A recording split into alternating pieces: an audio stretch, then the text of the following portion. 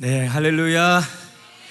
네, 오늘 전국 각지에서 주님을 사모하여 나오신 모든 우리 학생, 청년, 우리 어른분들 예수님 이름으로 축복과 환영합니다. 여러분, 오늘부터 시작되는 이 3박 4일의 기간 동안 하나님께서 여러분들 가운데 특별한 강권적인 사랑으로 임재하여 주실 거 여러분 기대하십니까? 갈망하세요? 오늘 주님은 전심으로 당신을 향하는 자들에게 능력을 베푸시는 주님이신 줄 믿습니다. 오늘 이 자리에서도 많은 분들이 이 자리에 와 있지만 오늘 이 중에 오늘 우리의 마음을 열어서 우리의 갈망을 주님께 열어드리며 오늘 우리의 전심의 마음을 주님께 드리는 자들, 오늘 우리의 마음과 우리의 모든 생각이 주님, 이 캠프 때 저를 만나주세요. 저에게 아버지의 사랑을 부어주세요. 아버지의 깊은 은혜가 다시금 내 안에서 불타오르게 해주십시오. 그런 갈망함에 있는 자들 가운데 주님의 사랑을 오늘 부어주실 줄 믿습니다. 오늘 성경은 철저하게 주님께 마음을 열어드리는 자들, 오늘 주님이 계시록 3장 20절 말씀에도 그렇게 말씀하셨잖아요. 누구든지 내가 문 밖에서 두드리노니 누구든지 내 음성을 듣고 그 문을 열면 내가 그에게 들어가 그로 더불어 먹고 그와 더불어 마시리라. 여러분, 오늘 주님이 오늘 이 자리에 계속해서 여러분들의 마음의 문을 놓고 하실 거예요. 계속해서 여러분들의 마음 문을 두들기시며 오늘 저와 여러분들이 오늘 주님의 깊은 사랑 가운데 나오기를 주님이 계속해서 초청하실 때에 저와 여러분들이 아버지의 음성 앞에 반응하고 오늘 저와 여러분들을 열어드리는 오늘 이 캠프가 되기를 소망합니다. 오늘 이 3박 4일 가운데 오늘 우리를 만나 주시를 주님께 다시 한번 오늘 우리 박수와 오늘 우리의 기대의 말로 주님을 환영하는 마음 나아가십시다. 주님을 찬양합니다. 할렐루야, 할렐루야. 네, 잠시만요. 제가 여러분들에게 좀 보여드릴 PPT를 가져왔는데 조금 연결이 되는지 한번 보고. 네, 여러분 혹시 이 캠프 내가 가장 멀리 왔다 하시는 분 계신가요? 내가 가장 멀리 온 것 같다. 어디서 오셨나요? 제주보다 멀리서 오셨다. 제주보다 멀리서 오셨다. 제주보다. 네, 제주가 가장 뭔가요? 네. 어디요? 중국. 와, 중국, 예, 환영합니다. 네, 중국. 나는 중국에게 뒤질 수 없다. 나는 중국보다 더 멀리서 왔다. 없으십니까? 네. 저는 충북 충주라는 건 여러분 아세요? 네, 충청북도 충주. 저는 태어나서 충주라는 곳을 처음 가봤습니다. 제가 약 1년 반 전에 충주로 갑자기 내려가게 됐어요. 저와 이제 저희 아내의 건강상의 이유로 한 달 반 전에 제가 제법 그래도 이렇게 이름이 알려지고 또 사역을 활발하게 하는 그 사역지에서 갑작스럽게 건강상의 이유로 휴직을 하게 됐고 지금 충주라는 곳, 제가 태어나서 처음으로 딱 한 번 가본 적이 있는데 예전에 장례식이 있어서 그 밤중에 잠깐 가봤는데 여기가 충주인지 어딘지 알아볼 수 없는 그런 장례식장만 딱 참석하고 이렇게 왔던 기억이 있습니다. 그런데 제가 1년 반 전에 충주에 이제 가서 지금 충주에서 사역하고 있어요. 그래서 어제 주일 사역을 마치고 이제 충주에서 저희 딸과 우리 스텝 한 명과 함께 차를 타고 먼저 선발대로 이제 오게 됐습니다. 오는데 이 충주에 출발할 때는 비가 안 왔어요. 비가 안 왔는데 오다 보니까 막 폭우가 쏟아지는 거야. 야, 충주에는 비가 안 오더니 이게 전국 지금 장마철이다 보니까 전국에 비가 쏟아지나 보다. 그래서 이제 전라도까지 비가 내리면 어떨까, 어쩌나 하는 생각에 내려오고 있었는데 한참 폭우가 쏟아지는데 저 앞에 제가 달리는 주행 방향의 저 정면을 보니까 여기는 비가 막 쏟아지고 있는데 정면에는 날이 파란 거야. 너무 맑은 거예요. 그래서 이 비를 통과하면 맑은 날이, 맑은 지역이 기다리고 있구나. 여러분, 오늘 이 라스러너 캠프 주님이 마치 저한테 예언적으로 말씀하시는 것 같았어요. 내가 오늘 이 캠프 가운데 성령의 폭포수와 같은 하나님의 은혜를 붓겠다. 아멘. 오늘 주님이 예비하신 저와 여러분들이 나름대로의 각자의 기대와 소망을 갖고 또 갈망을 갖고 이 자리에 오셨을 텐데, 오늘 저와 여러분들의 기대보다 더 큰 하나님의 큰 기대와 큰 계획으로 오늘 이 자리에 성령께서 폭포수와 같이 오늘 우리 가운데 부으실 줄 믿습니다. 그리고 성령의 폭포수가 오늘 우리 가운데 부어진 후에는 오늘 지난날 오늘 이 캠프에 참석하기 전 저와 여러분들의 마음에 모든 그늘진 것들, 모든 어두운 것들, 모든 안개와 같이 뿌옇게 끼었던 것들이 맑아지는 은혜가 있을 줄 믿습니다. 아멘. 제가 어제 현장에 도착해서 우리 스태프들이 이제 주일의 사역을 마치고 돌아오자마자, 이곳에 도착하자마자 열심으로 땀을 흘리며 여기 모든 공간을 세팅을 했어요. 여러분들이 참석하기 전에 어떻게 하면 더 쾌적하게 좋은 환경에서 예배에 집중하기 좋은 환경에서 예배할 수 있을까, 정말 최선을 다해서 섬기는 스태프들을 보면서, 또 이 스태프들이 그냥 오늘 이 지역에서 온 것이 아닙니다. 막 제주도에서 배 타고 차 타고 5시간 이상을 걸려서 40여 명이 스텝으로 왔어요. 할렐루야. 그리고 포항에서 서울에서 여기저기에서 각지에서 스텝들이 오자마자 도착하자마자 투입돼서 진짜 열심히 내일처럼 모두 다 열심히 일하는 걸 보면서, 와, 하나님 오늘 이들의 섬김 위해서, 섬김을 통해서 하나님께서 예비하신 하나님의 놀라운 은혜가 오늘 이 자리에 쏟아 부어지길 원합니다. 그런 소망함이 드는 거예요.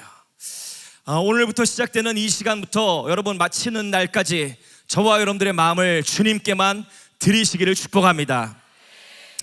네, 제가 이 사진 PPT 한번 뜨는지 한번 보겠습니다. 연결됐나요? 네, 이거는 조금 폭우가 그친 다음에, 조금 폭우가 이게 조금 잔잔해질 때에 앞을 보니까 앞에는 파란 하늘이 있었던 사진입니다. 네, 오늘 저는 첫 강의 함께 제목 따라해 봅시다. 하나님 아버지의 마음. 하나님 아버지의 마음. 여러분, 저와 여러분들이 예수를 믿고 신앙생활을 하는 데 있어서 오늘 우리가 하나님 아버지의 마음을 어떻게 아는지는 굉장히 중요합니다. 오늘 하나님은 저와 여러분들을 어떻게 바라보시는가?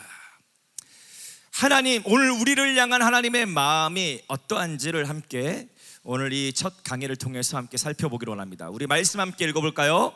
우리 로마서 8장 15, 16절 말씀 함께 읽어보겠습니다. 시작. 너희는 다시 무서워하는 종의 영을 받지 아니하고 양자의 영을 받았으므로 우리가 아빠 아버지라고 부르짖느니라. 성령이 친히 우리의 영과 더불어 우리가 하나님의 자녀인 것을 증언하시나니. 아멘. 아멘.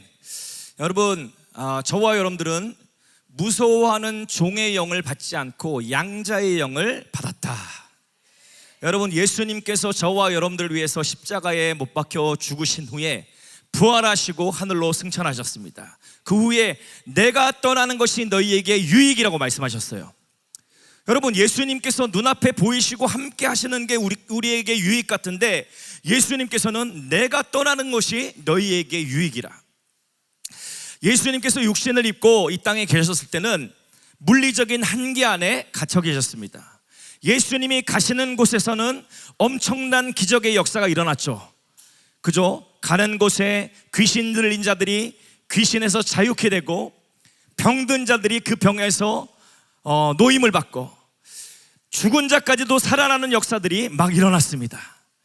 예수님이 가는 곳에는 예수님이 오시면 모든 불가능한 일들이 가능케 될 텐데, 그래서 모든 지역에서 예수님의 소문을 들은 자들이, 와, 우리도 예수님 보고 싶다, 우리도 예수님을 만나고 싶다, 예수님께서 오늘 우리 가정에 오시면 우리 가정의 모든 결박들, 모든 질병들, 모든 귀신의 묶임들이 끊어질 텐데, 그런 사모함과 그런 기대감이 있었어요. 하지만 예수님은 인간의 육신의 옷을 입었기 때문에 물리적인 한계, 인간이라는 육체의 한계 속에 갇혀 계셨어요. 그래서 예수님이 가시는 곳에서는 엄청난 하나님 나라의 기적의 역사들이 나타났지만 예수님이 가시지 않는 곳에서는 그런 하나님 나라의 사역이 일어나지 않았던 거예요. 그런데 예수님께서 제자들을 떠나시면서 하시는 말씀이 내가 떠나는 것이 너에게 유익이라. 그 이유가 뭘까요? 이제 예수님이 가시면 성령님이 오시기 때문입니다. 예수가 가고 성령이 오신다. 따라합시다. 예수가 가고 성령이 오신다. 여러분, 근데 성령님은 예수님과 다른 분이 아니세요. 오늘 육체를 입은 예수의 영이, 예수가 하늘로 올라가시고 예수의 영이신 성령님이 오늘 우리 가운데 오신 것입니다. 그리고 이제 그 성령님이 방문하시는 곳에는 이제는 누구든지 예수의 이름을 부르는 자들, 오늘 하나님 아버지를 찾는 자들, 갈망하는 자들 가운데 하나님이 예수가 몸을 입고 예수님이 가시는 곳에서 일어났던 그런 하나님 나라의 역사들, 그런 기적의 역사들이 이제는 성령님이 임하시는 곳에 누구든지 마음을 열고 성령님을 초청하고 성령님을 환영하는 그 공간에 예수님이, 성령님이 예수의 영으로 역사하시는 것입니다. 아멘. 그래서 지금은 성령님이 예수님처럼 물리적인 몸을 입고 어디에 한 공간에 예수님이 가시는 곳의 역사만 일어나는 뿐만 아니라 지금 여러분 우리가 함께 캠프로 모이고 있는 이 시간에도 전국 각지의 여기저기에서 캠프들이 진행되고 있습니다. 그리고 LA에서는 LA 데이비 텐트라고 미국 처음으로 데이비 텐트라는 행사가, 그런 캠프가 진행되고 있어요. 그런데 성령님이 그 캠프에 방문하셔서 거기에서 바쁘게 사역하시느라 여기는 들어오실까? 아니라는 거예요. 이제 영이신 성령님, 오늘 예수의 영이신 성령님이 오늘 내려오신 순간부터는 이제는 초자연적으로 모든 시공간을 초월하여 오늘 주님을 갈망하는 자들의 모임 중에 주님은 임하시는 줄 믿습니다. 오늘 성령께서 오늘 이 공간에 운행하실 뿐만 아니라 저와 여러분들의 영혼에, 저와 여러분들의 마음에 성령을 부어주실 거예요. 성령이 오늘 우리에게 임하시면 오늘 우리가 권능을 받고, 오늘 성령이 오늘 우리에게 임하시면 지혜와 계시가 임하고, 오늘 성령이 오늘 우리에게 임하시면 아버지의 사랑이 오늘 우리의 영혼을 자유케 하는 역사가 나타날 줄 믿습니다. 성령이 오셔서 오늘 우리 가운데 알려주시는 가장 귀중한 비밀, 그것이 뭘까요? 여러분, 오늘 우리가 예수를 믿으면서 가장 오늘 우리가 누릴 수 있는 가장 위대한 특권이 뭘까요? 함께 따라해 봅시다. 하나님의 자녀가 되었다. 아멘. 여러분, 오늘 우리가 예수를 믿으면서 가장 우리가 누릴 수 있는 가장 위대한 특권, 가장 놀라운 특권은 저와 여러분들이 하나님의 자녀가 되었다라는 것입니다. 오늘 저와 여러분들을 위해서 십자가에 대신하여 못 박혀 죽으신 그 예수의 영이 오늘 우리를 대신하여서 갑지불을 하신 그 예수님이 이제는 오늘 우리 속에 들어오셔서 이제 예수님과 오늘 우리가 맞바꾼 인생을 살게 되는 거예요. 이제 오늘 이 땅에 살아가는 저와 여러분들은 예수의 영을 받은, 양자의 영을 받은 하나님의 아들과 딸들인 줄 믿습니다. 아멘. 그 다음 또 한 가지 말씀 읽어볼까요? 또 한 말씀 시작. 하나님이 그 아들의 영을 우리 마음 가운데 보내사 아빠 아버지라 부르게 하셨느니라. 그러므로 내가 이후로는 종이 아니요 아들이니 아들이면 하나님으로 말미암아 유업을 받을 자니라. 아멘. 여러분, 이제는 여러분들이 종이 아니고 아들입니다. 여러분, 종과 아들은 어떻게 다릅니까? 종은 늘 주인의 눈치를 봐요. 종은 늘 주인이 시키는 대로 합니다. 근데 아들은 어떻습니까? 아버지 집에서 자기 마음대로 해도 돼. 지 마음대로 해도 돼. 아버지 집의 모든 것이 자기의 것이야. 아멘.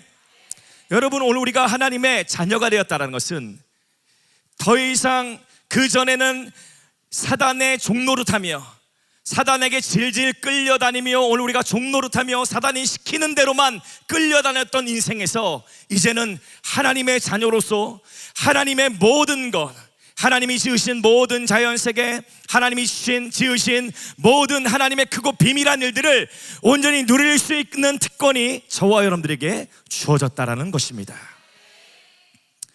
오늘 이 하나님의 사랑, 오늘 저와 여러분들이 하나님의 자녀 되었다라는 것이 어떤 의미가 있는지 오늘 이 캠프, 이번 캠프는 계속해서 오늘 우리의 정체성, 오늘 우리가 하나님의 자녀로서 오늘 이 땅을 어떻게 살아갈 것인가, 또 오늘 우리가 마지막 때에 하나님의 자녀가 되었다라는 것, 오늘 우리가 자녀로서 이 마지막 때를 어떻게 승리해 나갈 것인지 그 메시지에 대한 총체적인 것들을 함께 배우게 될 것입니다. 오늘 중요한 오늘 질문이 있습니다. 함께 읽어볼까요? 시작. 하나님은 우리를 어떻게 바라보시는가? 여러분, 하나님은 우리를 어떻게 바라보시는가? 네, 최근에 저희 7월 달에 저희 공동체에 2명의 아이가 태어났습니다. 네, 오늘 이 자리에 그 아이의 아빠 한 명이 계신데 저희 공동체 그리 크지가 않아요. 제가 이제 1년 반 전에 충주에 처음 내려갔을 때는 그냥 정식으로 부임을 해서 한 교회를 담임하기 위해서 내려갔던 것이 아닙니다. 그냥 휴직 기간이었고, 또 마침 저희 그 본교회의 성도님이 운영하시는 그 회사 안에 그 교회가 있었어요. 근데 그 교회가 건물이 있는데, 그리고 잠깐 운영되었었다가 멈춰졌기 때문에 성도들 2가정이 있었는데, 이 2가정이 주일 예배를 드리기 위해서 그 지역의 지역 교회들을 이렇게 돌아다니다가 마땅한 교회를 찾지 못하고 배회하고 있으니까 그 대표 집사님이, 야, 너희들 여기서 배회하고 있지 말고 그러면 차라리 우리 교회로 와라. 그래서 충주에서 판교까지 매주 올라와서 예배를 드렸어요. 한참 이제 그러고 있던 그런 시점에 제가 휴직을 하기로 결정이 됐고, 이 휴직 기간을 어디 가서 좀 이렇게 휴직 시간을 좀 보내면 좋을까 고민하고 목사님과 함께 상의하던 중에 목사님이 어느 날 갑자기 미국에서 연락이 오셨어. 차 목사, 내가 너 휴직 기간에 어디 가서 이렇게 시간을 보내면 좋을지 기도하는데 하나님이 감동을 주셨어. 그러면서 충주 얘기를 꺼내시는 거예요. 그래서 처음에 충주? 웬 생뚱맞는 충주?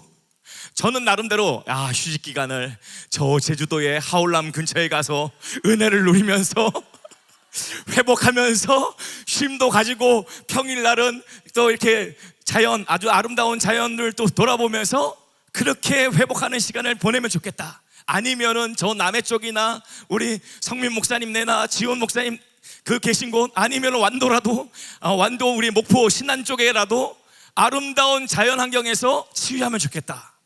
그런 나름대로의 생각을 하고 있었어요. 그런데 갑자기 충주라는 거야. 그래서 한번 아내랑 사모랑 같이 얘기 나눠보고, 내가 미국에 한국 들어가면은 너희들이 괜찮다 싶으면 한번 충주 같이 방문해보면 어떨까 하시는 거예요. 그래서 제가 아내랑 상의해봤더니 한번 방문해보고 싶다. 그래서 같이 이제 목사님을 만나서 목사님과 함께 그 충주의 교회를 방문하게 됐어요. 내려가서 방문을 딱 해봤는데, 문을 열고 딱 들어갔는데, 며칠 전에 아내가 이게 꿈으로 이렇게 하나님이 딱 보여주셨던 성전에 이게 픽처가 있었는데, 그 성전의 모습이 그대로 있는 거야. 그래서 아내가 딱 들어가자마자, 여보, 여기야. 우리 휴직 기간을 보낼 것이 여기야. 그러는 거예요. 그리고 저도 이제 딱 들어가서 공간을 둘러보고 같이 이제 교제를 나누는데, 여기 오면 좋겠다라는 마음이 들었어요. 그리고 이제 여기 충주에 내려오기로 결정이 되고 나서 딱 내려왔어요. 내려왔는데 그때 당시에 2가정이 있었습니다. 그런데 제가 딱 내려오기 전에 한 달 반 전에 이 2가정 중에 한 가정이 8개월째 된 아이가 유산되는 일이 있었어요. 근데 특별한 원인이 있었던 것이 아니에요. 이유를 알 수 없는 이유로 그냥 갑작스러운 유산을 맞이하게 됐어요. 그러니까 이 가정에게는 얼마나 큰 충격이었겠습니까? 너무 큰 상심과 아픔과 충격스러운 시간을 겨우겨우 마음을 추스리고 다스렸는데, 이제 저희 가정이 충주로 내려와서 충주의 새로운 교회가 시작되게 된 거예요.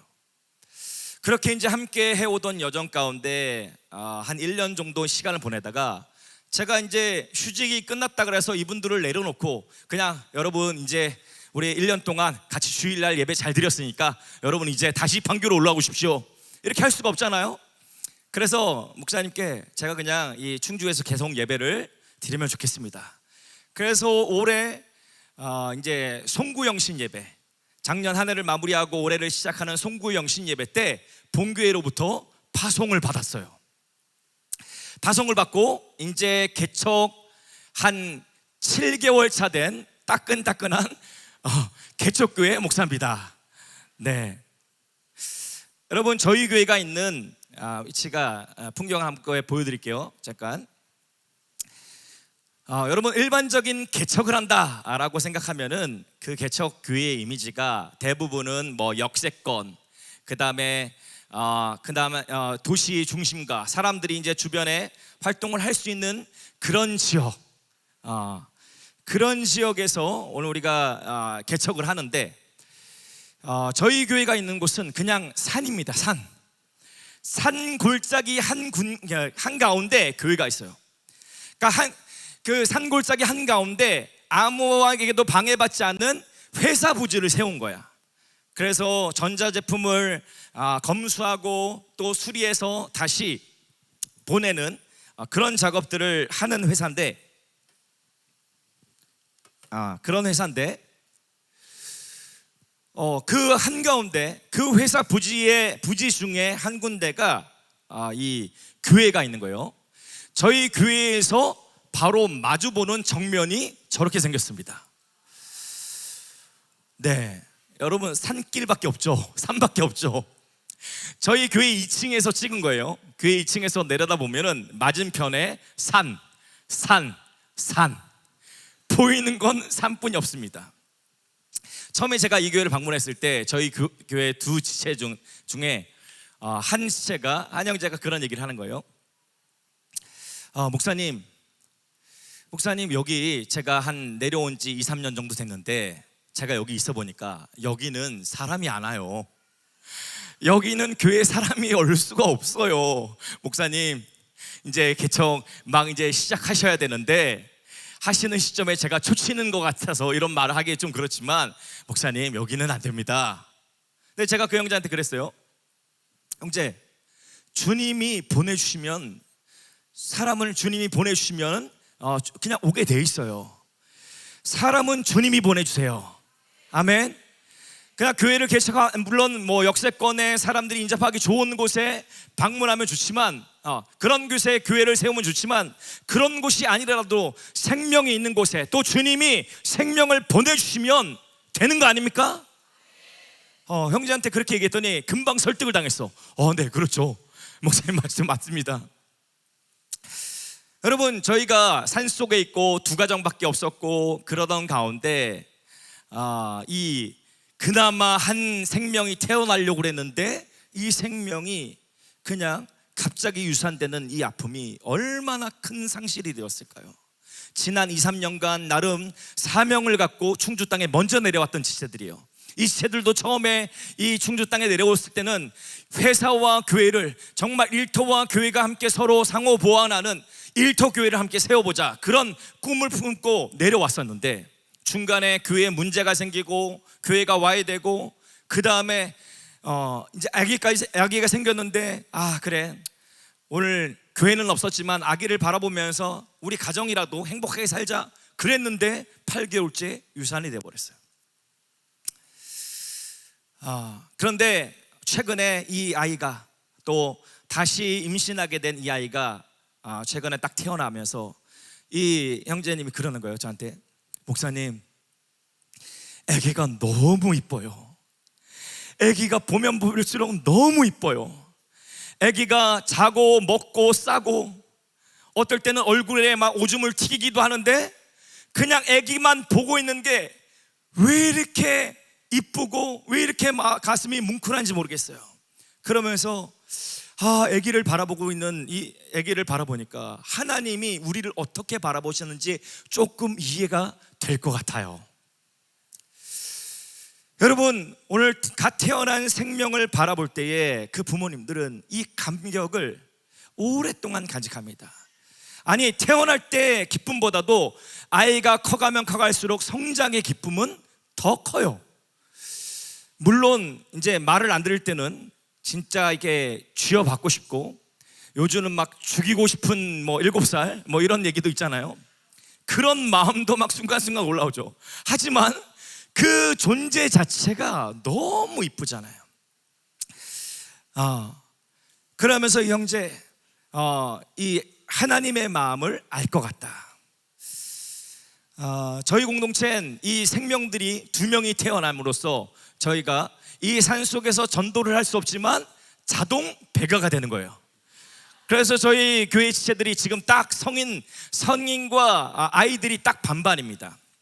그런데 사실 쉽게 찾아오기 힘든 이 산속에 있는 그 교회 가운데 저희가 파송을 딱 받고 첫 예배 때 한 가정이 5명이 갑자기 예배에 꽃을 들고 예배 방문을 했어요. 근데 이제 이 집사님이, 이 가정이 어떤 가정이냐면, 제가 한 10년 전에 과거 그 본교회에 처음 개척 때부터 함께 했었고, 한참 신앙생활을 함께 하다가 10년 전에 개인적인 사정으로 인해서 제주도로 내려갔던 분이에요. 제주도로 내려갔을 때 하울람에 다녔으면 좋았을 텐데, 어쨌든 제주도에 있다가 그 이후로 이제 연락을 끊겼었어요. 그런데 그분들이 갑자기 주일 예배 때 딱 꽃을 두고 찾아오신 거예요. 그래서 이제 얘기를 나눠보니까 집사님들이 저희가 파송됐다라는 그 파송식을 보면서, 파송식에 저희가 교회 전경을 잠깐 이렇게 띄웠었는데, 거기 영상에 나오는 산, 제가 좀 아까 보여드렸던 이 산 모습을 보고 이분이 구글맵을 뒤져서, 구글맵을 찾아서 4시간 동안 그 지역을 찾아서 주일날 찾아오신 겁니다. 할렐루야. 근데 더 놀라운 것은 이 구글맵으로 막 찾아갖고 온 이 남자 집사님이 구글로 막 뒤져갖고 막 찾으신 거거든요. 근데 이 남자 집사님이 지난 2년 동안 교회를 안 다니셨어. 교회에 시험이 드셔갖고 나 이제 교회 안 나가 그랬던 분인데, 저희 교회가 파송됐다라는 소식을 우연찮게 접하고 영상을 보고, 여보 나 저 교회 갈래, 그리고 오신 거예요. 그래서 그 집사님이 오시고 그 가정이 이제 5명이에요.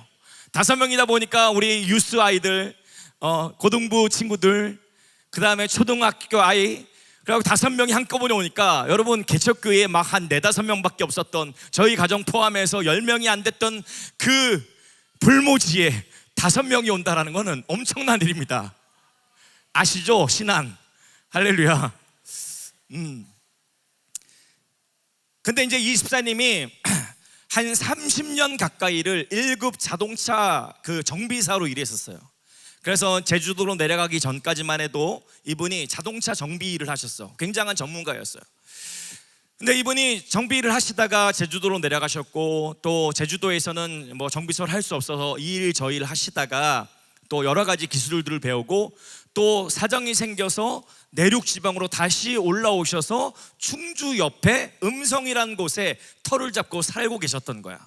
그러다가 이분들이 뜬금없이 충주 쪽에 그냥 집을 경매로 얻게 된 거예요.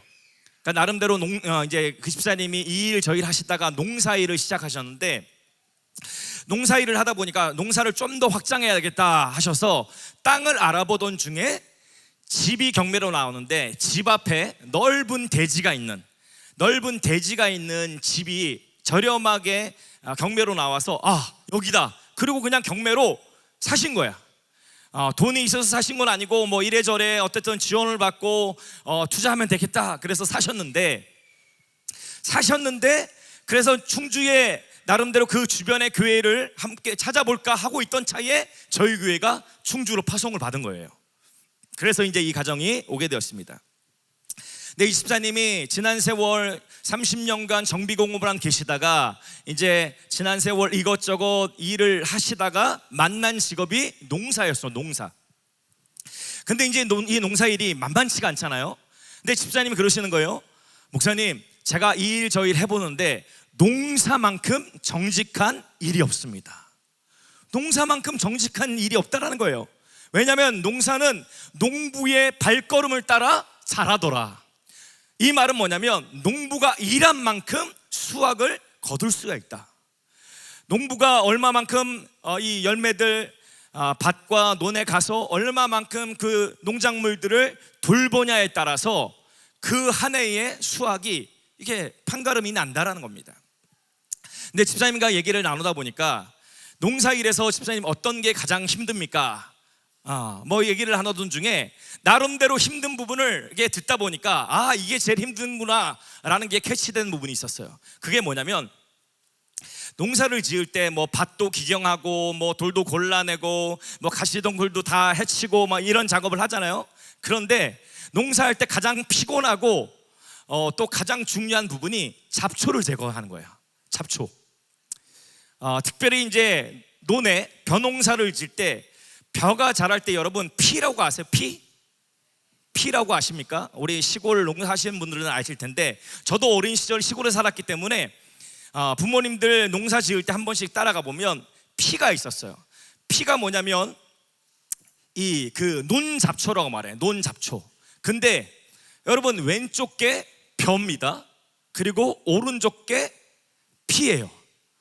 근데 여러분들이 지금 이 사진으로는 잘 구분이 안 가고 자세히 보이진 않을 텐데 벼와 피가 자라날 때 보면 지금은 결과적으로는 분명히 구분이 돼요. 나중에 이제 곡식을 딱 수확할 때쯤, 추수할 때쯤 되면은 이제 벼는 고개를 숙이고 피는 고개를 들어요. 그래서 확연하게 구분이 되는데 이 벼가 완전히 크기 전까지는 구분이 잘 안 돼.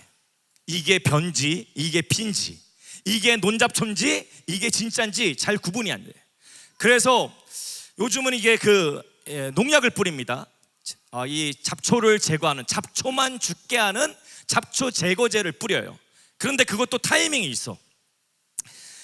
이게 뭐 아예 뭐 생기기도 전에 뿌려도 안 되고 이제 막 생겨나서 이제 자라기 시작할 때에 뿌려서 이제 완전히 죽여줘야 돼요. 싹이 나고 이럴 때 완전 죽여줘야 되는데 이 타이밍을 놓치잖아요.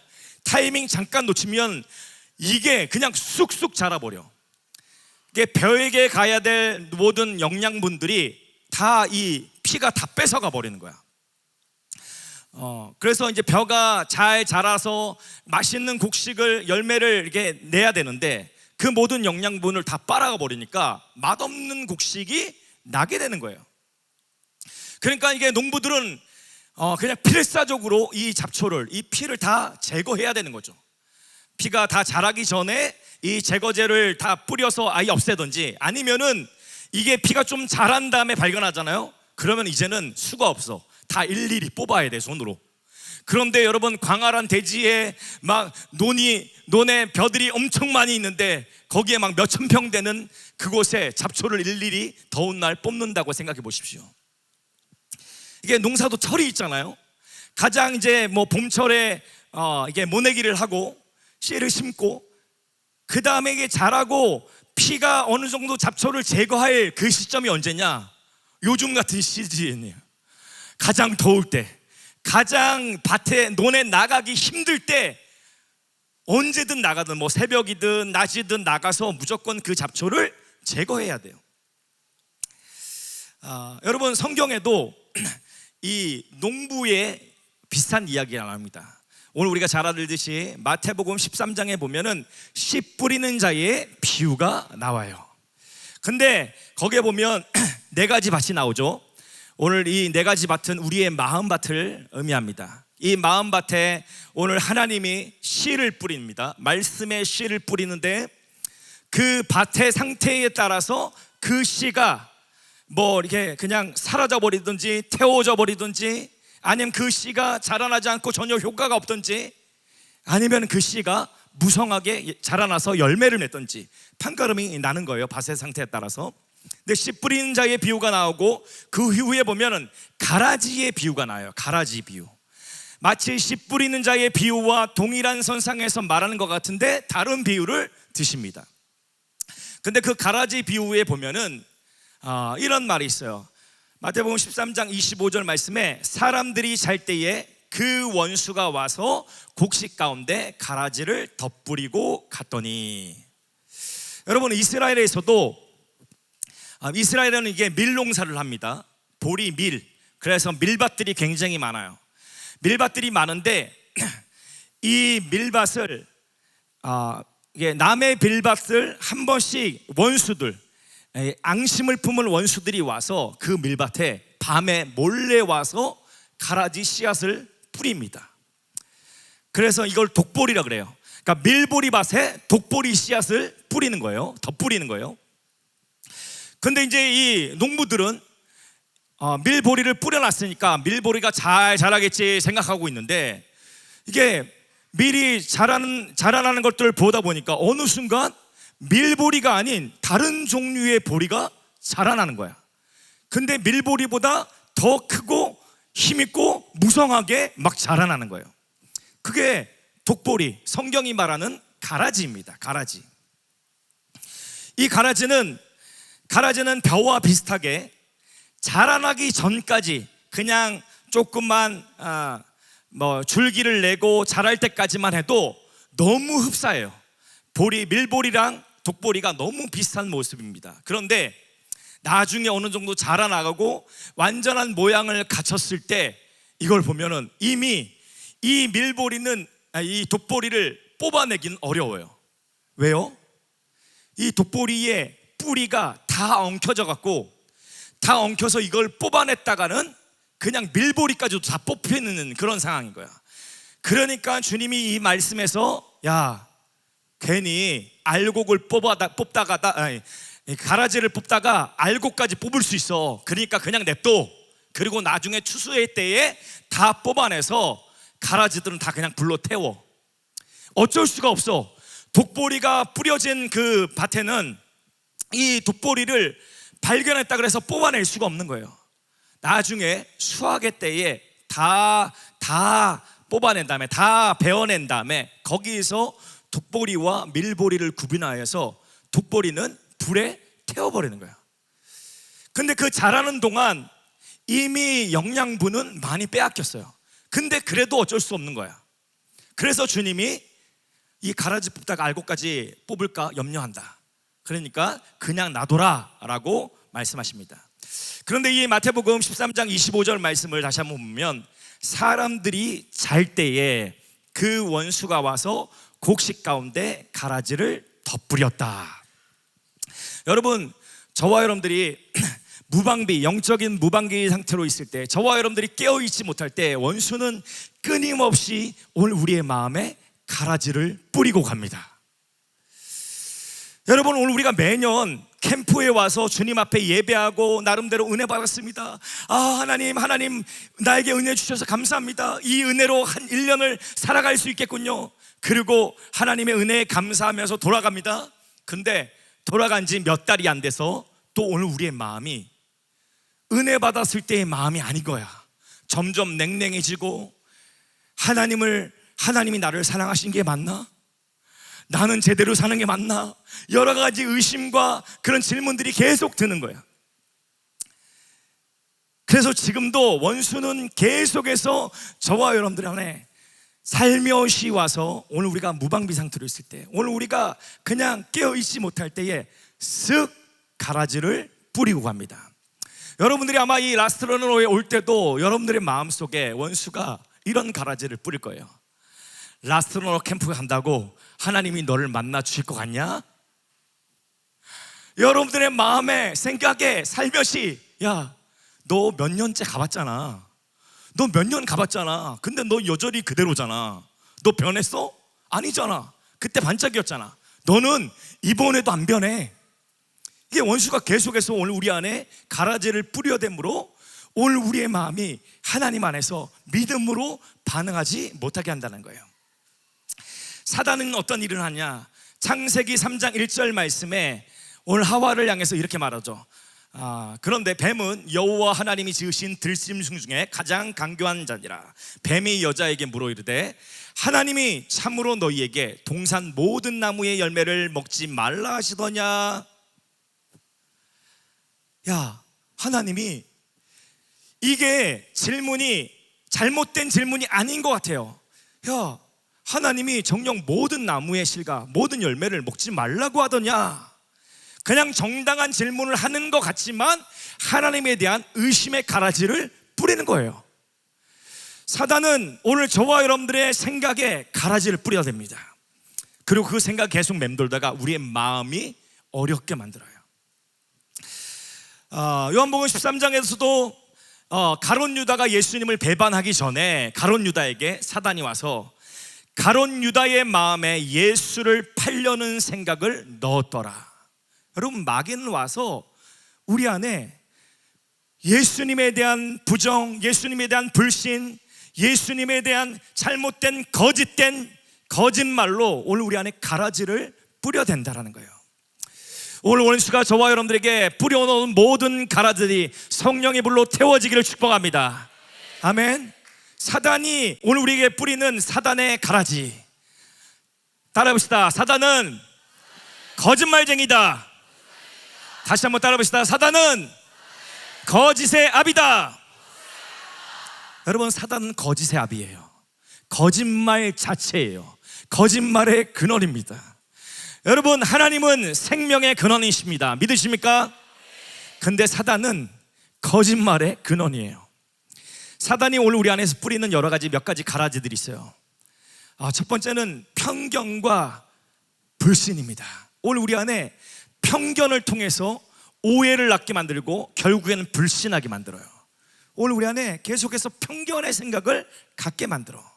여러분, 첫 예배를 드릴 때 여러분 어떤 마음으로 이 예배를 드렸는지 모르겠어요. 저는 하올람 다음 세대 예배자들이 이렇게까지 성장하고 이렇게 예배 드리니까 너무 신나고 감사하고 기대가 됐어요. 여러분들도 그러셨습니까? 반면 어떤 분들은 야, 이게 예배야? 예배 때 왜 확성기를 들어? 예배 때 왜 확성기를 들고 야, 다 모르는 곡 하다가 겨우 아는 곡 하나 나왔는데 그때는 확성기를 들어갖고 왜 마음을 초치게 만들어? 여러분, 이게 예배라는 오늘 우리도 모르는 선입견과 편견을 오늘 우리가 과거에 갖는 문화에서 자랐다면 편견이 생기는 겁니다. 사단이 뿌리는 가라지 두 번째는 비교와 결핍이에요. 어떤 사람들은 오늘날 우리가 스마트폰 시대잖아요. 스마트폰이 없으면은 살기 어려운 시대로 말해요. 만약에 무인도에 떨어졌을 때 너는 사랑하는 사람이 있는 게 좋으냐, 핸드폰이 있는 게 좋으냐? 근데 많은 사람들이 저는 핸드폰이 있어야 됩니다. 사랑하는 사람과 있는 거 필요 없어요. 핸드폰이 나의 사랑입니다. 여러분, 요즘은 이제 핸드폰을 놓으면 안 되는 시대를 살고 있어요. 그래서 사람들이 그냥 눈을 뜨면은 바로 핸드폰을 열어서 SNS를 싹 확인하고 모든 쉬는 시간, 무료한 시간에 다 열어서 핸드폰 막 SNS, 인스타, 야, 얘 맛있겠는데, 얘 이쁜데, 얘 잘생겼는데, 얘 너무 행복하게 즐겁게 사는데. 그런데 그런 것들을 계속 보다 보면은 자꾸 나랑 비교하게 돼. 얘는 나랑 비슷한 또래로 보이는데 얘가 입은 옷과 얘가 가진 가방, 얘가 하고 다니는 그냥 호텔에 맛있는 음식을 먹고 맛있는 재밌는 여행을 즐기는 있는 모습을 볼 때에 나의 현실이 좌절스러워. 그러다 보니까 자꾸 비교의식이 되고 비교의식이 낳게 되는 결과는 결핍이에요. 나한테 없는 것을 자꾸 불만을 갖게 돼. 저 사람은, 저 친구들은 이런 것도 있는데 나는 왜 가난한 부모, 가난한 집에서 태어나서 이런 것도 없냐라는 불만과 결핍이 올라옵니다. 사단이 뿌리는 세 번째는 불안함이야. 불안함. 내 미래, 야, 너가 네 미래를 잘 준비하지 않으면 네 미래는 소망이 없어. 그러다 보니까 자신의 미래를 자신이 통제하고 자신이 잘 갖고 가야지만 내 미래가 성공할 거라고 자꾸 생각을 하게 만듭니다. 이 세 가지 뭐냐면 불안과 통제는 결국에는 하나님을 향한 불신을 또 낳게 돼요. 하나님을 향한 믿음과 하나님을 의지하지 못하게 만들어요. 야, 누가 너의 삶을 책임져 주는 게 아니야. 누가 너의 인생을 갖고 가고 너의 인생의 성공을 만들어준 거 아니야. 네가 열심히 하고 네가 열심히 준비해야지만 너의 미래가 밝아. 계속해서 세상은 오늘 우리 안에 그런 메시지를 주는데, 그 세상이 주는 메시지인 것 같지만 그 이면에 사단이 오늘 우리의 생각에 그런 가라지들 뿌려댄다라는 거예요. 그래서 편견과 불신, 이 가라지들은 우리의 관계를 깨뜨립니다. 편견과 불신은 관계를 깨뜨리고, 비교와 결핍은 오늘 우리의 정체성을 흔들어 버려요. 그리고 불안과 통제는 오늘 우리의 믿음을 꺾어버립니다. 여러분, 사단의 전략은 계속해서 오늘 우리 안에 죄를 심기보다는 하나님에 대한 거짓말을 심습니다. 사단이 오늘 우리 가운데 행하는 가장 큰 일이 마치 죄를 많이 유혹하고 죄를 많이 심어준다고 생각하겠지만, 더 큰 사단의 전략은 오늘 우리의 마음에 하나님에 대한 거짓말, 하나님에 대한 거짓 메시지를 계속해서 심겨주고 있다는 겁니다. 그래서 하나님과 오늘 우리의 관계, 오늘 우리와 사람의 관계 안에서 이 관계가 정말 회복되고 온전한 관계를 이루기 위해서는 오늘 우리 속에 원수가 뿌려놓은 가라지들이 뽑아져야 됩니다. 오늘 관계를 파괴시키는 사단의 가라지, 따라해 봅시다. 편견. 여러분, 거짓말, 사단의 거짓 메시지가 오늘 우리 안에 심겨지면 오늘 우리 안에 편견이 생겨요. 편견이 생기다 보면은 오늘 우리 안에 그 편견이 오해를 낳습니다. 그리고 그 오해는 결국에는 그 사람에 대해서, 하나님에 대해서 불신하게 만들고 오늘 우리의 마음의 문을 닫게 만들어요. 그래서 오늘 우리의 마음에 장벽을 세워서 분열의 결과를 초래하고 불신을 낳습니다. 여러분, 여러분들의 인생에 여러분들이 갖게 된 편견이 혹시 있을까요? 편견. 아까 제가 한 예로 들었지만 예배에 대한 편견.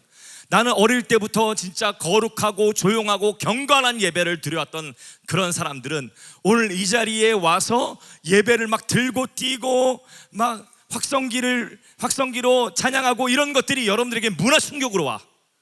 야, 이게 예배야? 라는 충격이 띵 와요. 왜요? 여러분들 안에 예배에 대한 편견이 있었기 때문이에요. 어떤 사람들은 야, 목사가 앞에서 강단에서 말씀을 전하는데 말이야, 양복을 쫙 빼입고 아무리 유스 캠프라든지 말이야, 그냥 최소한 양복을 갖춰 입고 그냥 경건하게 말씀을 전해야 되는 게 아니야? 여러분, 전통적인 교회에서 신앙생활을 했던 사람들 안에는 앞에서 그냥 목회자나 앞에 서는 사람들이 자유한 복장과 자유한 문화로 그렇게 말씀을 전하거나 사역하는 게 불편하게 여길 수가 있어요. 이게 왜 그래요? 오늘 우리 안에 편견 때문에 그래요. 저도 어릴 때 편견 한 가지가 있었습니다. 저는 어릴 때 편견이 있었는데 어떤 편견이 있었냐? 한 번은 제가 이제 시골에 살 때 저희 어머니가 학교에 방문하신 적이 있었어요. 근데 이제 저희 어머니가 제가 초등학교 한 1, 2학년 때였던 것 같아요. 근데 어머니가 학교에 이렇게 방문을 하셨는데 학교에서 장난이 짓궂은 형이 있었어요. 그때 저랑 한 2-3살 정도 터울이 났던 것 같은데 그 형님이 저한테 야, 니네 엄마 되게 뚱뚱하다 그러시는 거예요. 근데 팩트는 저희 엄마는 뚱뚱하진 않으셨어요. 그냥 통통하셨습니다. 통통한 정도였는데 니네 엄마 되게 뚱뚱하다 그러는 거야. 그러다 보니까 제 안에 갑자기 수치와 부끄러움이 확 생기는 거예요. 그 다음부터 어머니가 학교에 오실 일이 있으면 어머니가 학교에 오는 게 너무 싫은 거예요. 그래서 아유, 엄마 왜 와? 그리고 어머니가 오셔서 이제 같이 이제 수업 끝나고 같이 걸어오는데 어머니는 막 같이 가려고 그러잖아요. 저는 괜히 앞에서 먼저 가고 어머니한테 틱틱대고 그리고 먼저 가는 거야. 제 안에 저도 모르게 어린 마음에 약간 부끄러움과 수치가 들어온 거야. 그때부터 제 안에 어떤 게 생겼냐면 뚱뚱한 친구들을 괴롭히기 시작했습니다. 뚱뚱한 친구들을 놀리고 괴롭히기 시작했어. 야, 이 뚱땡아, 야, 이 돼지야. 그러면서 그때부터 막 놀리기 시작했고 뚱뚱한 애들만 보면은 막 괴롭히기 시작하고 이 돼지 새끼 그러면서 막 괴롭히기 시작했어요. 그렇게 이제 시간이 지났어요. 시간이 한참 흐르고 제가 주님을 만나고 많은 부분이 완전히 저의 삶이 바뀌었죠. 변화됐죠. 나는 이제 새 사람이 되었다. 그리고 이제 성인이 될 때 한 가지 또 사건이 있었습니다. 한 사건이 있었는데, 성인이 돼서 제가 저희 또 함께 동역하던 우리 목사님과 또 한 스텝과 함께 중보기도 모임에 참석했어요. 한 리더십들 중보기도 모임에 참석해서 중보기도를 이제 시간을 가졌어. 오후 내내 중보기도 시간을 갖고, 이제 저녁 때 저희가 매주 이게 정기 예배가 있어서, 성교회 정기 예배가 있어서 그 정기 예배를 바로 갔어야 되는 그런 상황이었어요. 그래서 이제 중보기도 모임을 마치고 제가 이제 이동하기 위해서 차를 주차장에서 빼왔습니다. 빼와서 목사님이 이제 인사를 하시고 목사님 딱 타셨어. 그런데 함께 갔던 자매 스텝이 안 보이는 거야. 그랬더니 목사님이 야, 그 친구는 어디 갔어? 글쎄요, 저한테도 따로 얘기가 없었는데요. 그런데 잠시 후에 그 자매가 저쪽에서 봉지 하나를 막 들고 막 주섬주섬 들고 오는 거예요. 그래서 차를 딱 타더니 야, 너 어디 갔다 왔어? 제가 밥을 안 먹어서 지금 배고파서 빵을 좀 사왔어요. 밥 먹을 시간이 없을 것 같아서 빵을 좀 사왔어요. 그러는 거예요. 그런데 빵을 자기 것만 딱 사왔어. 우리 똑같이 중보기도 했잖아? 굶었잖아? 근데 빵을 자기가 이제 먹을 시간이 없어서 자기 것만 딱 사온 거야. 근데 그 자매 스텝이 퉁퉁했어요. 좀 몸이 퉁퉁했거든요. 그러다 보니까 제 안에 다시 옛날에 있었던 이 선입견이, 편견이 확 올라오는 거야. 아유, 뚱뚱한 것들은 진짜, 제 마음에 확 그런 마음이 올라오는 거야. 그때부터 그 자매는 야, 저 뚱뚱하고 미련한 저 스텝은 피해야 되겠다, 막 이런 마음이 제 안에 올라오는 거예요. 근데 더 재밌는 거는 이제 목사님 딱 그 얘기를 듣고 그래, 야 성원아, 너는 나랑 그 집회 현장 그 앞에서 국밥 한 그릇 먹고 들어가자. 그랬더니 이 자매 스텝이 목사님 그 앞에서 밥 먹고 들어가실 거였어요? 그럼 빵 안 쌌을 텐데, 이러는 거야. 그 순간 이건 뭐지? 이 뚱뚱하고 이 미련한 스텝은 이건 뭐지? 근데 제 안에 이 편견, 야, 뚱뚱한 사람은 눈치도 없고 지 것만 챙기고 그냥 먹는 것만 좋아하지, 막 이런 생각이 생겼어요. 근데 제가 시간이 지나고 나서, 제가 결혼하고 나서 제가 살이 막 급격히 찌기 시작하는 거예요. 급격히 찌기 시작하고, 제가 예배 사역을 꽤 길게 했었거든요. 예배 사역을 한참 하다가 갑자기 목양 사역으로 전환한 적이 있었어. 교회 이제 포지션상 목양하시는 목사님이 갑자기 사역을 그만두게 되면서 제가 목양 사역으로 전환을 하게 됐어. 그때부터 제가 목양형 몸매로 바뀌었습니다. 이 살이 점점 찌더니 이제 목양을 위한 최적화 몸매가 되는 거야. 그러다 보니까 제가 어느 날 기도실에 있는데 뚱뚱한 사람들의 마음이 이해가 되더라고. 야, 지난날에 내가 이 뚱뚱한 사람들을 보면서 이렇게 비판하고 판단했던 그 편견, 주님 회개합니다. 겸손케 되는 거예요. 여러분, 저 옛날에는 뚱뚱하지 않았습니다. 여러분들이 이게 보시면서 야, 저 목사님 옛날부터 원래 저렇게 뚱뚱하셨던 거 아니야? 근데 왜 뚱뚱한 사람들에 대해서 그런 편견을 갖게 되었을까? 아니요, 옛날에는 저 날씬했었습니다. 옛날에는 살찌는 게 이해가 안 됐었어. 말랐었어. 여러분, 오늘 우리 안에 편견이 딱 들어오면 그때부터는 색안경을 끼고 사람을 바라보게 되고, 색안경을 끼고 모든 상황을 마주하게 됩니다. 여러분, 사단은 계속해서 저와 여러분들의 생각에 계속해서 편견의 가라지를 뿌리고 있다는 거예요. 사단이 뿌리는 이 편견, 가라지의 예를 들자면, 하나는 과거 2010년 정도에 있었던 이 헬조선이란 단어예요. 헬조선. 어느 순간 인터넷 사이트를 통해서 헬조선이라는 말이 한번 시작되면서 그냥 모든 젊은 세대 가운데 이 헬조선이라는 말이 훅 돌면서 사람들에게 유행어처럼 불리게 됐어요. 이 헬조선이란 말이 뭐냐면, 청년 취업난, 그 다음에 주거 집값 폭등, 기득권 등들이 자리를 딱 깨고 찾는 것들, 끼고 있는 것들을, 그것에 대한 불만을 가진 사람들이 헬조선. 야, 이런 한국이 지옥에 가깝고 전혀 희망이 없는 이런 사회, 야, 이런 사회에선 소망이 없어. 한국을 떠나야 돼. 이 지옥과 같은 한국을 벗어나야 돼 라고 외쳤던 거예요. 여러분, 사단은 계속해서 가라지. 그러니까 누가 처음에 시작한지도 모르는 새로운 신조, 헬조선. 야, 이 나라 청년들이 살긴 힘든 나라야. 취업도 어렵지. 청년들이 무슨 돈으로 열심히 일해서 무슨 돈으로 집을 사? 야, 청년들이 이 나라에 있다가는 기득권층들이 이미 모든 회사를 다 자리를 꿰차고 있기 때문에 진급하는 것도 어려워. 그러면서 계속해서 거짓 메시지, 사람들의 마음에 이 나라를 향한 불평과 불만, 이 나라를 향해 그냥 이 나라 민족이라는, 백성이라는 그것이 부끄럽게 만드는 것이 사단의 전략이었어요. 그러다 보니까 그때 당시에 많이 유행됐던 게 뭡니까? 흙수저와 금수저. 야, 우리 집안 흙수저야. 너는 금수저라서 좋겠다.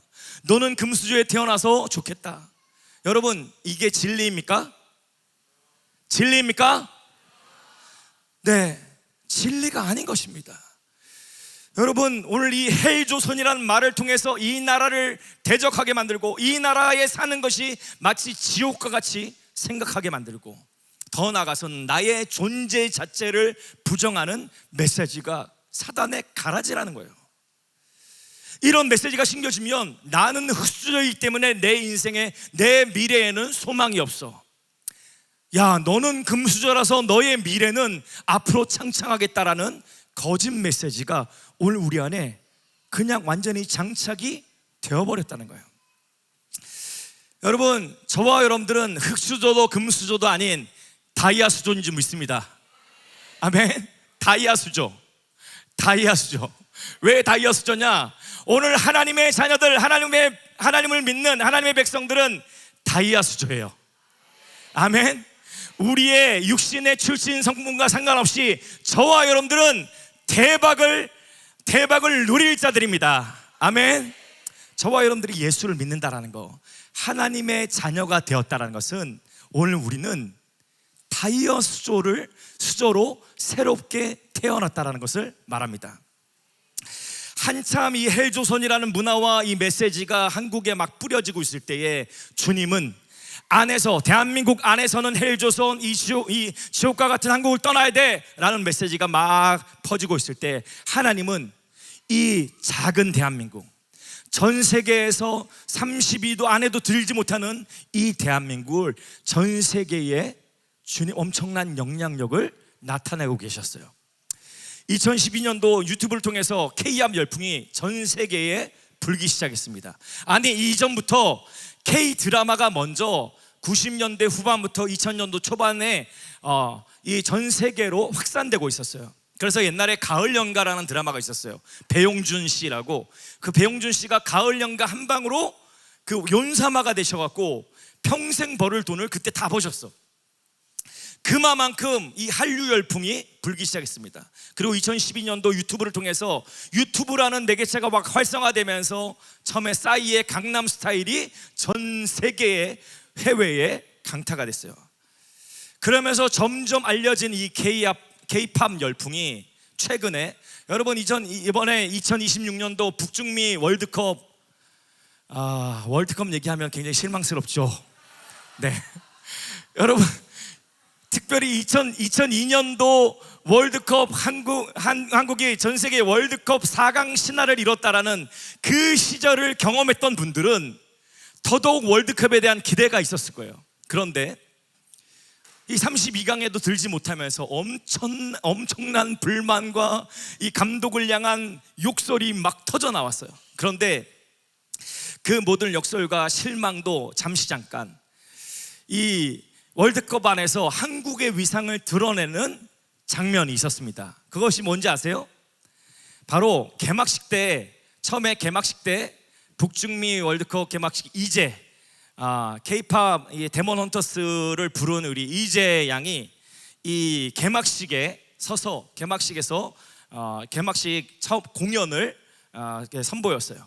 그러면서 이 세계에 많은 가수들이 있는데 특별히 한국의 가수가 섰구나. 그런데 더 대단한 거는 북중미 월드컵 결승전 하프타임 공연으로 BTS가 서면서 월드컵, 이 북중미 월드컵에 대한 모든 불만과 모든 떨어졌던 사기가 확 자존감이 올라왔어. 야, 역시 우리 대한민국, 역시 우리 대한민국. 그러면서 이 대한민국의 자부심을 보여줄 수 있는 장면이 일어났습니다. 여러분, 사단은 계속해서 이 땅에 가라지를 뿌리고 오늘 우리 개인에게도 가라지를 뿌려서 우리 개인이 하나님 안에서의 바른 정체성과 바른 존재를 알지 못하게 만들 뿐만 아니라 오늘 우리가 살고 있는 환경과 이 사회 자체를 불평과 오늘 편견을 갖고 이 세상을 대하게 만든다는 거예요. 그러나 주님은 당신의 일을 하십니다. 사단은 계속해서 가라지 뿌려져 있지만 주님은 오늘 그런 사단의 가라지 가운데서도 하나님은 열방의 한국의 위상을 드러내시면서 마지막 때에 주님의 오실 길을 준비하는 이 열방 선교를 위한 플랫폼을 주님은 구축하고 계십니다. 한 번은 어떤 사건이 있었냐, 선교지에 제가 아는 우리 예배자들, 예배 사역자 두 분이 중동 지역의 선교지에 선교를 하게 됐어요.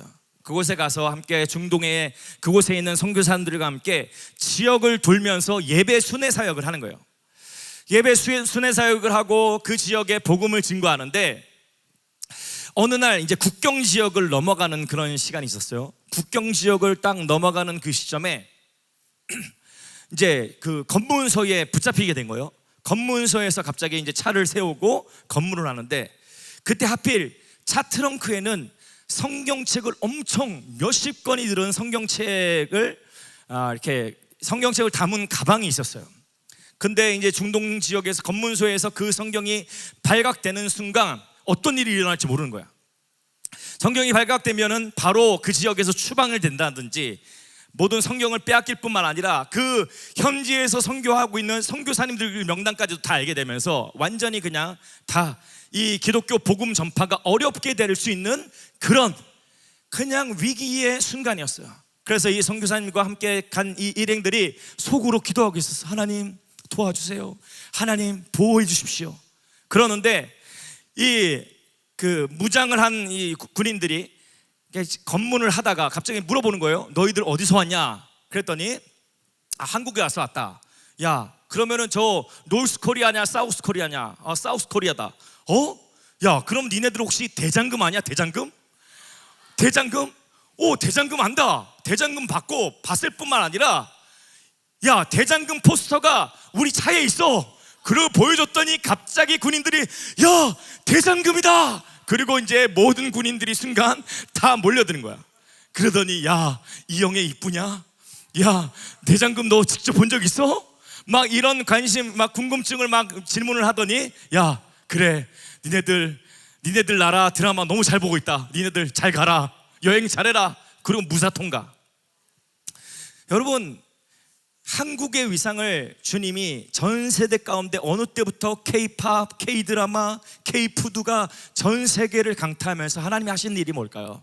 그것은 주님이 오늘 이 마지막 때에 주님의 오실 길을 예비하는 데 있어서 이 대한민국을 열방 가운데 쓰시겠다는 하나님의 계획인 줄 믿습니다. 주님이 전 세계 지금은 이제 해외 선교, 과거에는 막 10년 전, 20년 전에 외국에 나가서 선교하려고 그러면 한국에서 왔다 그러면 사람들이 못 알아봤어요. 야, 한국이 그 어디에 붙어 있는 나라냐? 야, 그 혹시 북한이냐? 아니 남한이냐? 막 그런 거 이게 물어보고 한국이 어디 있는지 모르는데 지금은 해외 선교지에 나가서 선교의 사역을 하면은 다 몰려옵니다. 여기 있는 여러분들이 가도 전부 다 BTS가 되는 거야. 여러분들이 가면 다 한국에서 왔다 그러면 막 사인을 받으려고 난리인 거예요. 여기 저랑 같이 오는 우리 전도사님 한 분은 이제 종종 인도 선교를 가셔요. 근데 인도 선교를 갈 때마다 인도 선교 가면은 기분이 너무 좋은 거야. 왜요? 한국 사람들을 너무 선대하니까.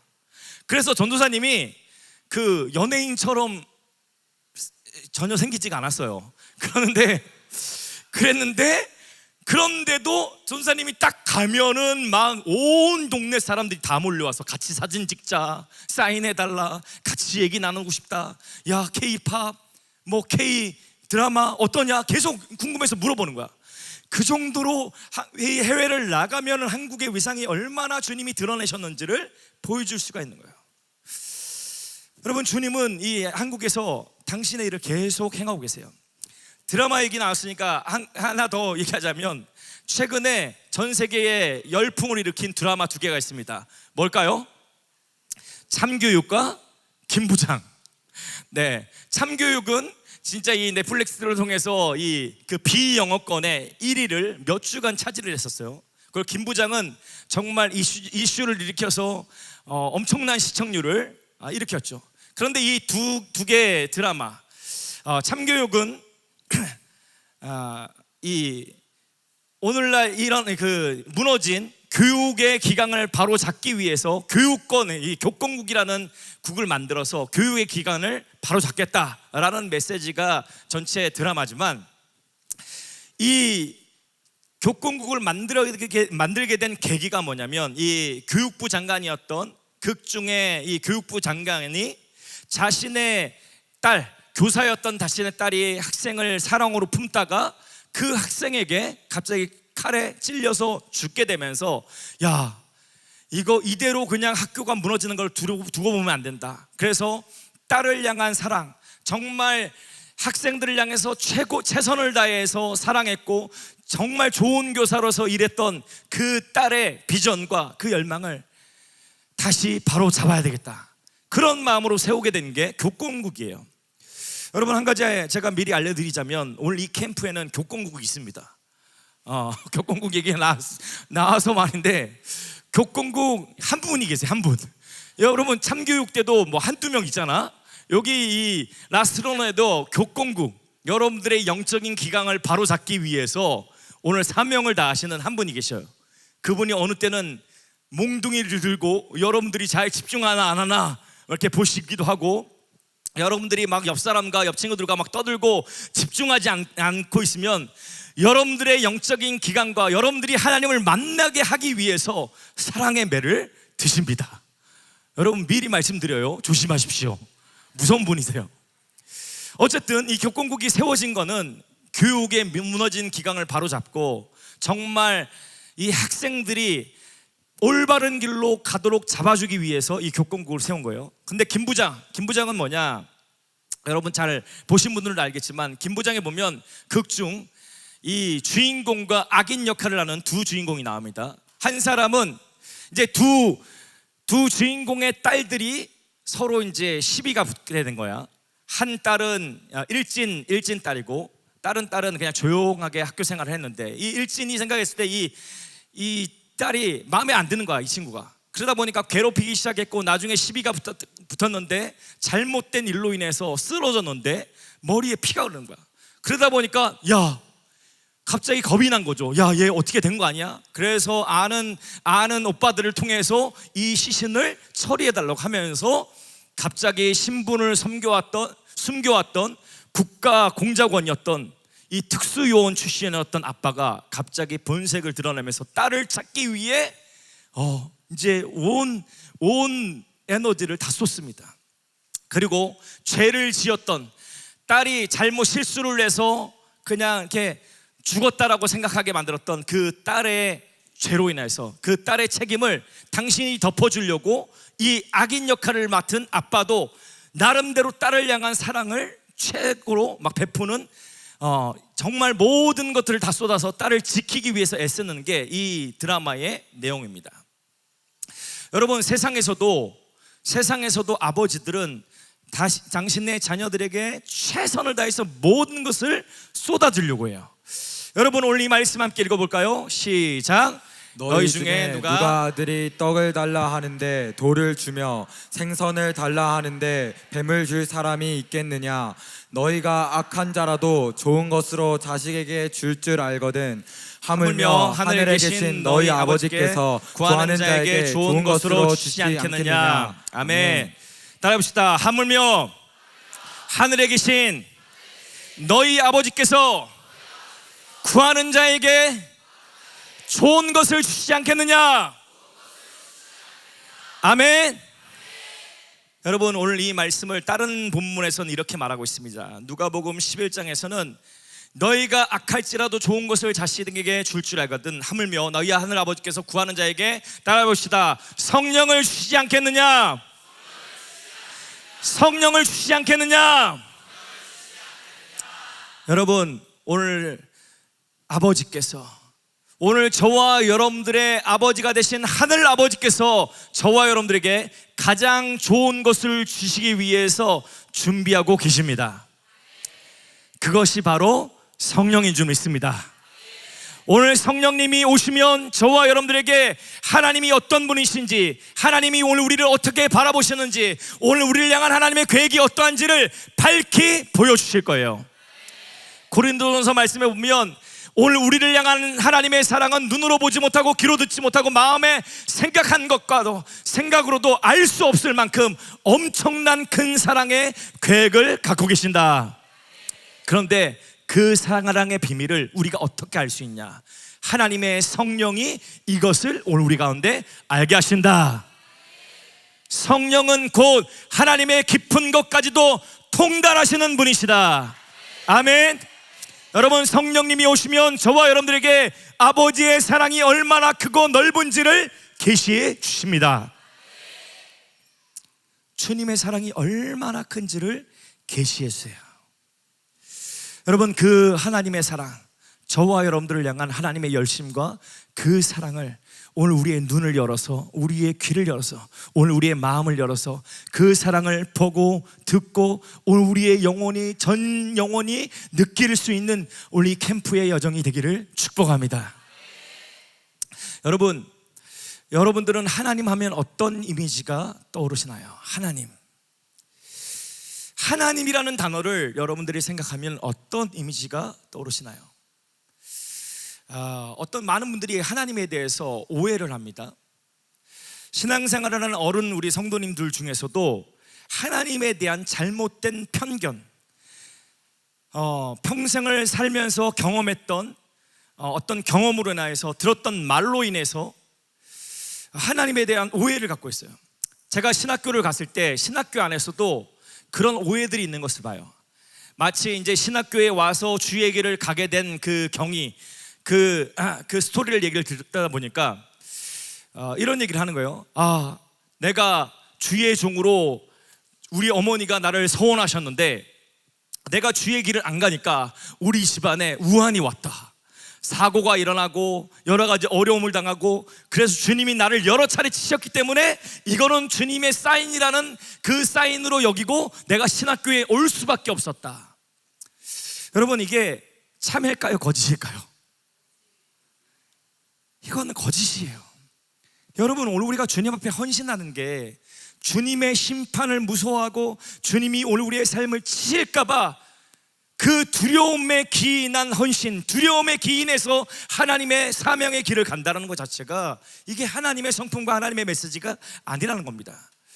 그래서 하나님에 대해서 오늘 우리 속에 잘못 가지고 있는 원수가 뿌려놓은 편견 가라드돼 있어요. 우리는 하나님을 어떻게 생각하느냐? 어떤 사람들은 하나님을 심판의 하나님, 심판하시는 하나님이라고 생각해요. 어떤 분들은 하나님을 무서운 하나님으로 생각합니다. 하나님이 내가 주일 예배를 빠지고 교회를 빠지고 신앙생활을 잘 안 하면은 나의 삶을 어렵게 만드실 것만 같은 무서운 하나님. 또 어떤 분들은 복 주시는 하나님으로만 생각해요. 내가 교회 가서 열심히 기도하고 예배 드려야지만 주님이 내 삶을 축복해 주실 거야. 내가 주일 예배를 빠지고 신앙생활을 열심히 하지 않으면 내 삶은 어렵게 될 거야. 주님께 복 받기 위해서라도 예수 열심히 믿어야지. 이렇게 생각하는 분들도 있어요. 어떤 분들은 크고 위대하신 하나님, 크고 위대하신 하나님, 하나님이 너무 크고 엄청나 보이는데 그냥 나랑은 관계성이 없는 거예요. 어떤 분들은 멀리 계신 하나님, 우리가 하늘에 계신 우리 아버지요 하니까 그냥 하늘 저 멀리 어딘가에만 계실 거라고 생각하고 있어요. 여러분, 오늘 우리가 아까 전에 서두에 이런 질문을 던졌습니다. 따라합시다. 하나님은 우리를 어떻게 바라보시는가? 여러분, 이 질문의 해답을 찾기 위해서는 오늘 우리가 이 질문을 먼저 던져봐야 돼요. 따라합시다. 우리는 하나님을 어떻게 바라보는가? 우리는 하나님을 어떻게 바라보는가? 우리가 하나님을 바라보는, 오늘 우리도 모르게 오늘 우리 안에 쓰여져 있는 안경, 색안경이 벗겨져야 됩니다. 오늘 이 색안경이 벗겨질 때에 오늘 참된 하나님, 오늘 우리의 아빠, 아버지 하나님을 우리가 알 수가 있게 됩니다. 여러분, 오늘 우리가 열심히 예배드리고 매번 캠프 와서도 열심히 주님을 찾는데, 어떤 분들은 몇 년간 캠프에 와서 주님을 찾고 예배하고 말씀도 보고 나름대로 열심히 신앙생활을 하는데 하나님의 사랑이 느껴지지 않는 분들이 계세요. 매년 주님 앞에 나름대로 금식도 하고 막 기도로 준비해서 캠프를 딱 왔는데, 다른 친구들은 다 하나님을 만나는 것 같은데, 하나님의 사랑을 느끼는 것 같은데, 하나님이 나만 안 찾아오시는 것 같아. 하나님의 사랑이 느껴지지도 않고 하나님이 계신가라는 의문까지도 갖게 만들어요. 하나님의 사랑이, 아버지의 사랑이 오늘 우리에게 느껴지지 않는 큰 두 가지 이유가 있습니다. 첫 번째는 이것입니다. 우리가 종료까지 봤던, 따라합시다. 사단이 뿌려놓은 가라지 때문에, 사단이 심겨놓은, 뿌려놓은 가라지 때문에 그래요. 야, 내가 신앙생활, 우리 부모님이 신앙생활 열심히 해봤는데 하나님 말 잘 안 들어서 심판을 받았어. 그러니까 너도 조심해. 너도 똑바로 신앙생활 하지 않으면 너도 하나님이 치실지 몰라. 그때부터 이 아이의 마음속에, 생각 속에는, 아, 신앙생활을 제대로 하지 않았다가는 나를 심판하실 것 같다라는 두려움이 하나님의 이미지를 만들어요. 두 번째는 이것입니다. 육신의 아버지의 모습이 투영되어서. 첫 번째는 사단이 과거 오늘 우리에게 거짓 메시지를 던지면서 오늘 우리 안에 계속해서 오늘 우리의 경험과 오늘 우리의 들은 말과 여러 가지 상황으로 인해서 하나님 그분에 대한 편견을 갖고 하나님을 바라보게 하기 때문에 그 편견이 하나님의 사랑을 온전히 받아들이지 못하게 만든다는 거예요. 두 번째는 오늘 우리가 하나님이라는 단어를, 하나님 아버지라는 단어를 떨었을 때 육신의 아버지와 자꾸 오버랩이 되는 거야. 하나님이 아버지라는데, 근데 내 육신의 아버지를 생각했을 때 하나님 아버지가 불편한 거예요.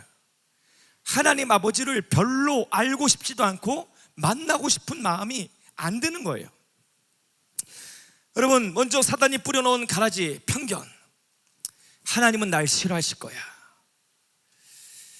나는 사랑받을 수 없을 거야. 하나님도 날 버리실 거야. 하나님보다 돈이 더 안전해. 하나님보다 사람들, 관계들, 친구들, 가족들이 더 중요해. 여러분, 사단의 이런 메시지가 계속 오늘 우리 안에 심기면은 오늘 우리가 보고 듣고 경험한 것들이 오늘 우리의 마음속에 유입이 됩니다. 그리고 오늘 우리의 토양에 그것이 심겨지면서 씨앗을 내고 이게 새싹을 맺고 자라납니다. 그러면서 생각에 오늘 우리의 믿음에 불신을 심겨줘요. 불신의 줄기가 자라나게 만들고 결국에는 그것이 행동으로 나오게 만듭니다. 그래서 가장 중요한 것은 오늘 우리의 마음과 생각을 지키는 거예요. 여러분, 오늘 우리의 마음과 생각이 철저하게 예수님의 보혈로 덮임 받아서 오늘 하나님이 오늘 우리를 싫어하고 용납지 아니하시고 오늘 우리를 부정적으로 바라보실 거라는 모든 생각과 모든 마음으로부터 오늘 자유케 되는, 정결케 되는 은혜가 있기를 축복합니다. 잠언서 4장 23절 말씀 함께 읽어볼까요? 시작. 모든 지킬 만한 것 중에 더욱 내 마음을 지키라. 생명의 근원이 이에서 남이니라. 아멘. 여러분, 마음을 빼앗기면 모든 것을 빼앗깁니다.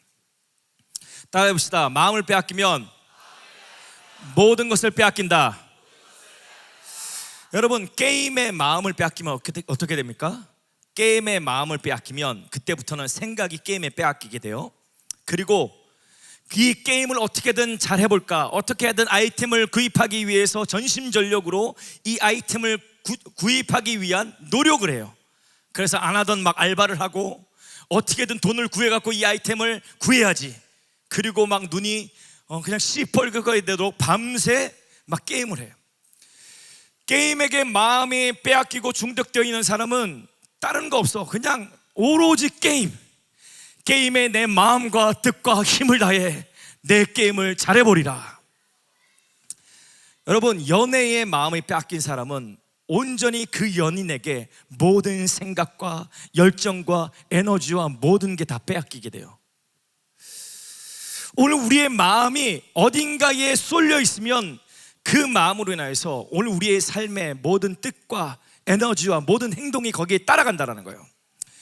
주님이 이 성경 전체를 두 가지 메시지로 말하고 있습니다. 첫 번째는 하나님 사랑, 두 번째는 이웃 사랑이에요. 그런데 첫 계명 하나님 사랑이 제자리 첫 번째 자리에 딱 오면은 모든 문제, 모든 부분이 다 열쇠가 풀어지게 돼 있어.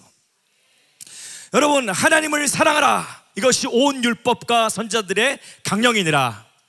그런데 주님이 하나님을 사랑하라 할 때 어떻게 말씀하셨어요?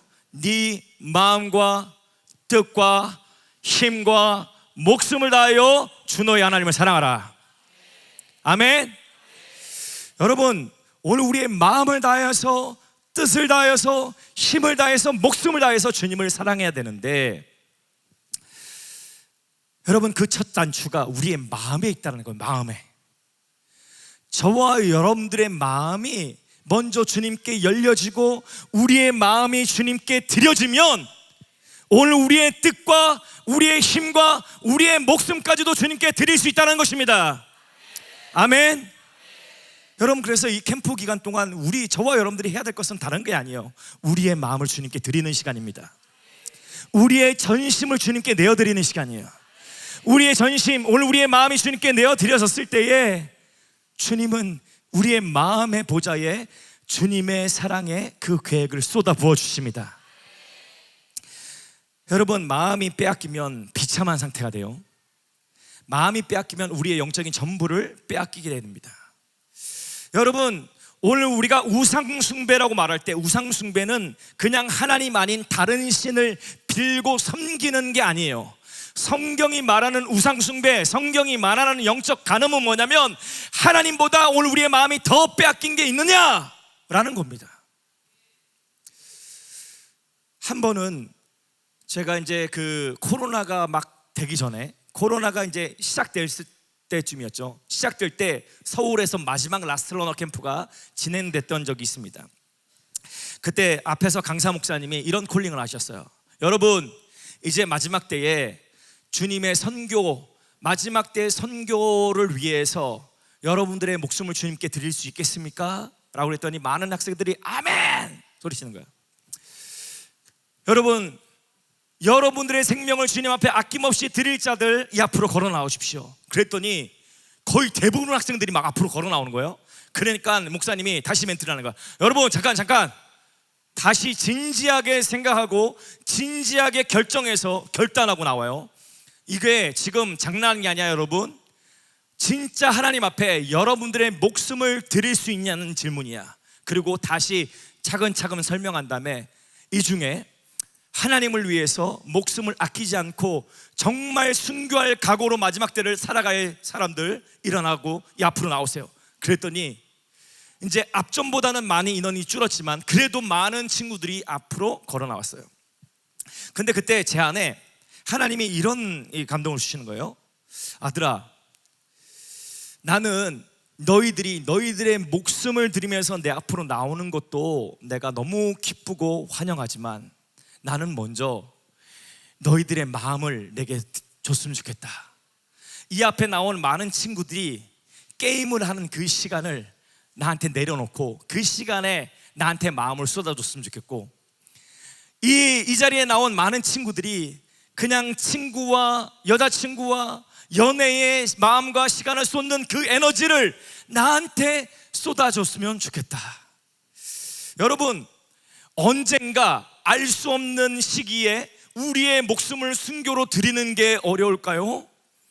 지금 내 삶에서 오늘 우리의 마음과 우리의 열정과 우리의 에너지를 주님께 드리는 게 어려울까요? 제 생각에는 후자가 어렵다고 봅니다. 여러분, 순교는 아무나 할 수 있는 것이 아니에요. 순교는 특별한 하나님의 사명과 하나님의 부르심이 있는 자들을 주님은 순교하게 하시고, 순교는 하나님 나라의 엄청난 영광스러운 일이에요. 그런데 언젠가 오늘 우리가 겪을지 모르는 그 순교의 세대에서 오늘 우리의 목숨을 드리는 것도 중요하나, 더 중요한 것은 지금 내 삶에 우리의 마음과 시간과 에너지를 주님께 드릴 수 있느냐? 주님 그거를 물으시는 거예요. 여러분, 오늘 이 캠프 때 오늘 우리가 해야 될 것은 먼저 우리의 마음을 깨뜨려서 주님께 드려야 될 줄 믿습니다. 저와 여러분들의 마음을 주님께 내어드릴 때에 오늘 우리의 뜻과 우리의 에너지와 우리의 목숨까지도 주님께 드릴 수 있는 세대가 되는 거예요. 여러분은 마지막 때에 어떤 일이 있느냐? 우리 디모데후서 3장 1절부터 4절 말씀, 여기에 보면 말세에 일어날 일들에 대해서 쭉 기입하고 있습니다. 사람들이 특별히 세 가지 특징이 있어요. 자기를 사랑하고 돈을 사랑하고 쾌락 사랑하기를 하나님보다 더한다. 요즘 여러분, 마지막 때에 일어나는 사람들의 현상, 사람들의 문화, 모습이 뭐냐? 자기 사랑, 자기가 너무 중요해. 내가 너무 중요해. 나의 시간, 나의 삶, 나의 성공, 나의 미래, 내게 너무 중요해. 그 다음에 너무 중요한 나를 위해서 나는 돈을 벌어야 돼. 그러니까 돈이 너무 귀하고, 야, 이 시대에 돈 없으면 아무것도 못해. 그리고 돈이 우상이 돼요. 하나님보다 돈의 가치를 더 높게 둡니다.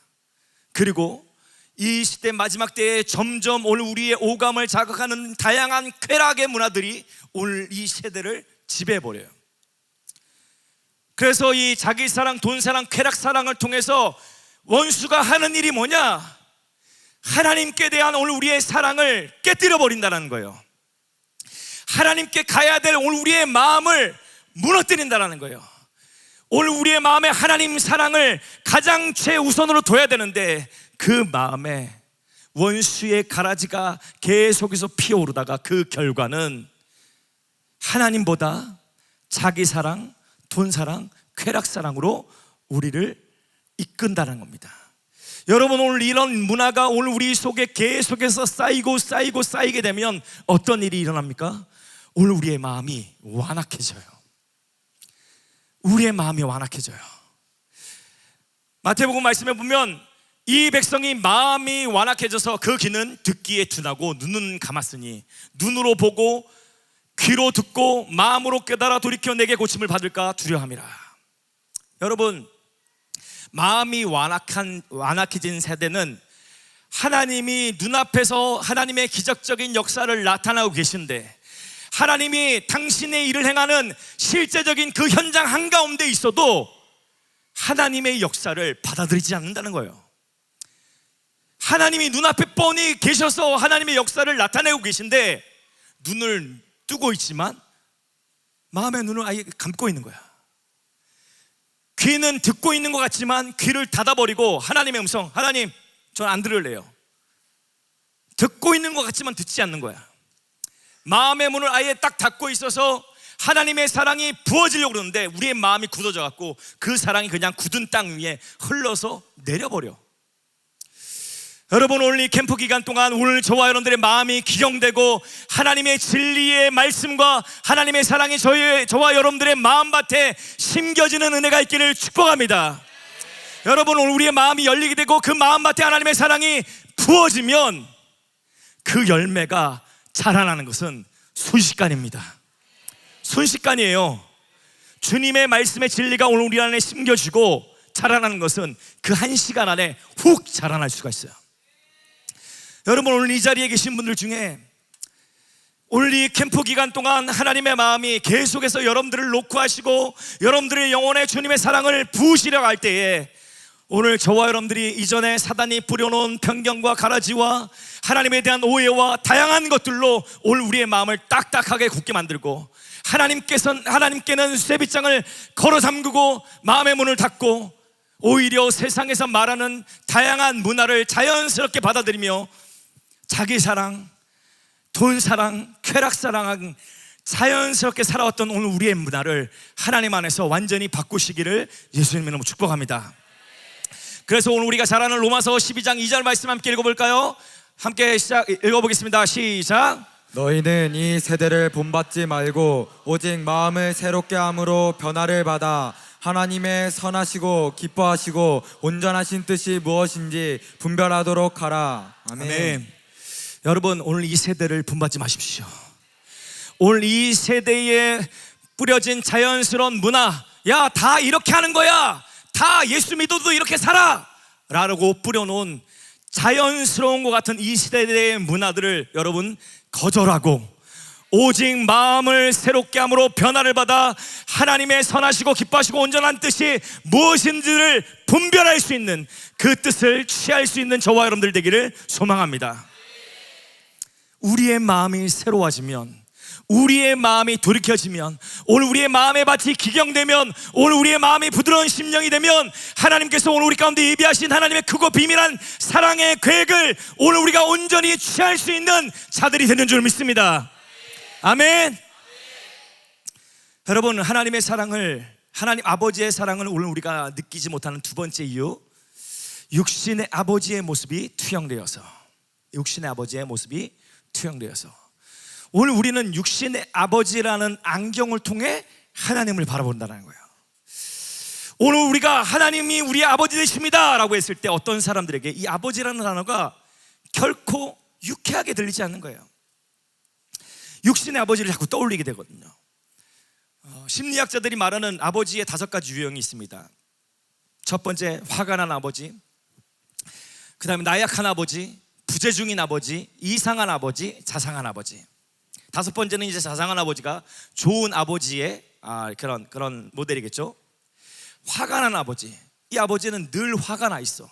뭔지 모르게 늘 화가 나 있고 아버지한테 잘못 말했다가는 그냥 욕을 먹을 것 같은 불안감이 늘 있는 사람들. 그러다 보니까 이런 아버지, 이런 육신의 아버지를 경험했던 사람은 하나님께 나와도 자꾸 하나님이 나한테 화내실 것 같은 거야. 두려운 아버지로 자꾸 인식이 되는 거야. 하나님이 혹시 내 행동에 대해서 책망하시지 않을까? 하나님이 혹시 나한테 혹여나 나의 이런 행동들에 대해서 문제 삼지 않을까? 늘 불안한 마음이 들어요. 두 번째는 나약한 아버지.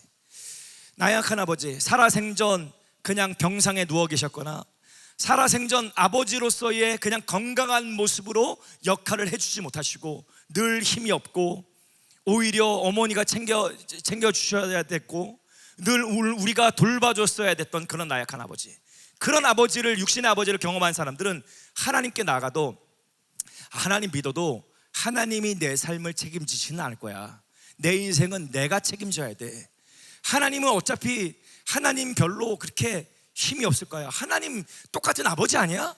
그런 마음이 드는 거야. 세 번째는 부재중 아버지입니다. 부재중인 아버지는 아버지가 너무 바쁘셔서 해외에 자주 출타하시거나 자주 너무 바쁜 사역으로 자녀들과 함께 할 시간이 없었던 거예요. 이런 아버지를 경험한 사람은 하나님께 나가도 하나님 계신 거 맞아? 하나님 또 그냥 멀리 계시거나 나를 버리고 또 도망가시는 거 아니야?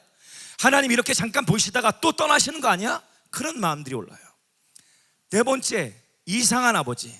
이 이상한 아버지는 변덕스러운 아버지 말이에요. 어느 날은 좋게 잘해주셨다가 갑자기 돌변하셔갖고 야 이놈의 새끼야 공부 안 해! 막 화를 내시고. 그래서 이 한 목사님이 이 5가지 유형에 대해서 말씀하시면서 이 이상한 아버지의 예를 이렇게 드시더라고요. 아버지가 한 번씩 이제 그 회사를 다녀오시면서 치킨을 사오신 거야. 아이들이 좋아하는 치킨을 사갖고 얘들아 치킨 사왔다, 치킨 먹자. 그러니까 와 아빠, 우리 아빠 최고.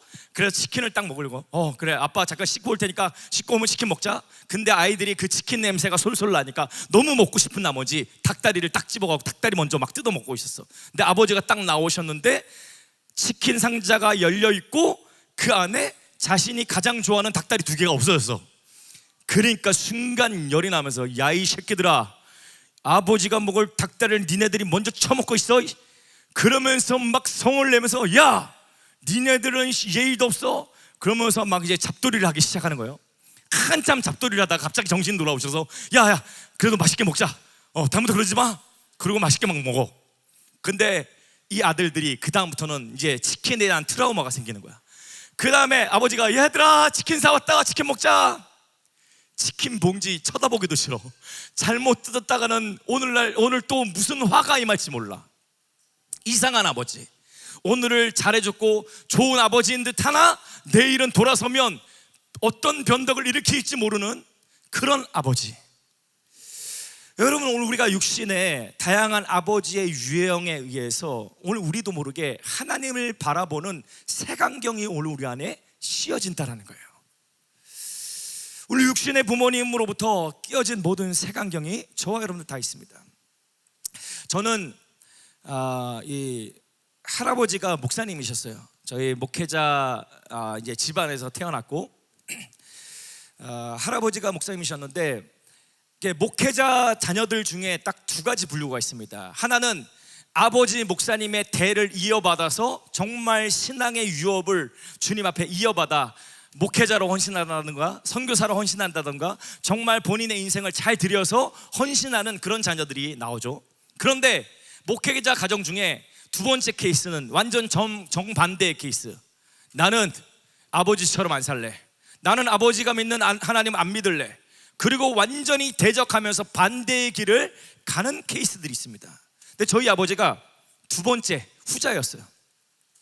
아버지는 음악을 좋아하셨습니다. 음악을 좋아하셨고, 제가 어린 시절 때도 이렇게 그 교회 안에 풍금이 있잖아요. 풍금으로 즉흥적으로 이렇게 연주하고 하시는 걸 좋아하셨어. 그래서 음악을 너무 좋아하시다 보니까 아버지가 열심히 공부하셔서 들어가신 곳이 연세대 음대에 이제 합격을 하셨어. 근데 연세대 음대에 합격하셔서 이제 음악을 제대로 배워야지라는 마음을 품고 있는데, 할아버지가 야, 무슨 딴따라야, 무슨 음악이야 그러면서 그냥 강퇴를 시키시고, 넌 신학교 가야 돼, 너는 주의 길 가야 돼, 이렇게 하신 거예요. 그 할아버지의 강압에 못 이겨서 그냥 학교는 못 다니겠지만 그때부터 완전히 그냥 삐뚤게 나가기 시작한 거야. 그때부터 친구들과 맨날 그냥 약주 드시고 그냥 당신이 하고 싶은 음악 하시면서 완전히 딴딴한 세계로 나가신 거예요. 그 다음에 아버지가 결혼을 하고 나서 이제 저를 낳았잖아요. 근데 할아버지의 기대가 저한테 쏠리는 거예요. 그러면서 제가 이제 태어날 때부터 제 이름을 거룩할 성자에 드릴 헌, 거룩하게 드리다. 하나님 앞에 너는 커서 목사가 돼야 돼. 그리고 태어날 때부터 그냥 존재론적으로 하나님께 서원으로 드려져 버렸어. 그래서 아버지가 약주를 드시고 집에 들어오실 때면은 늘 하시는, 입버릇처럼 늘 하셨던 말씀이, 아들아, 할아버지가 너는 목사 돼야 된다고 말씀하셨다. 아들아, 너는 목사 돼야 된다. 당신을 통해서 못 이룬 꿈을 이 아들을 통해서 이루려는. 근데 저는 어릴 때 절대 나는 목사는 되지 말아야지 라는 다짐이 있었어요. 왜냐하면 할아버지가 강단에서 말씀을 전하시는데 그게 나는 절대 저렇게 할 자신이 없는 거야. 강단 앞에서 사람들 앞에서 말하는 것 자체도 너무 쑥스럽고 부끄럽고, 어릴 때 제가 내성적이었거든요. 그러다 보니까 사람들 앞에 선다라는 것 자체가 생각만 해도 너무 끔찍한 거야. 그래서 나는 절대 목사는 안 돼 부인했었어. 근데 아버지는 계속해서 너는 목사가 돼야 된다. 근데 저희 아버지가 그냥 목사가 돼야 된다 좋은 말만 하실 뿐만 아니라, 이제 제가 점점 크면서 제가 뭐 남자들 문화, 저도 모르게 자연스럽게 아버지의 모습을 닮으면서 아버지가 가진 자존심, 남자로서 지기 싫어하는 마음, 뭐든지 막 이렇게 다 이기고 잘해야 된다라는 그런 마음 때문에 제 안에 올라오는 그런 기질과 모습을 보면서 아버지가 당신의 모습이 투영되는 것 같으니까 그때부터 저를 막 때려잡기 시작하신 거야. 약주만 드시면 이 새끼야 공부 안 해? 너 나처럼 될 거야? 그러면서 막 엄청 막 혼내시고. 그러니까 저는 아버지가 약주만 안 드시면 굉장히 젠틀하시고 신사적인 아버지셨는데, 약주만 드시면은 아버지가 들어오는 게 너무 겁나는 거야. 처음에는 어린 시절에는 겁났지만 점점 크면서는 제 안에 오기가 생기는 거예요. 내가 조금만 더 커봐라. 내가 조금만 더 커버리면 아버지 내가 가만 안 둔다. 이런 마음이 올라오면서 나는 아버지처럼 안 살아 그러는데, 막 초등학교 때부터 술 담배하고 막 온갖 나쁜 짓들을 막 하고 다니는 거예요. 아버지를 부정하고 부인하지만 저도 모르게 아버지의 모습을 닮아가고 있는 저였어요.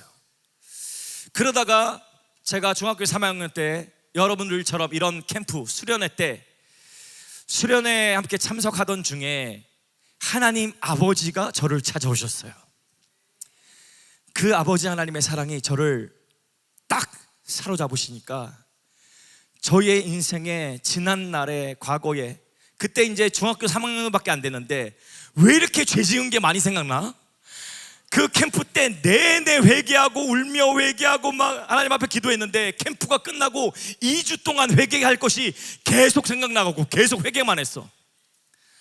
어린 나이에 엄청난 죄를 계속 생각나고 또 생각나는 거야.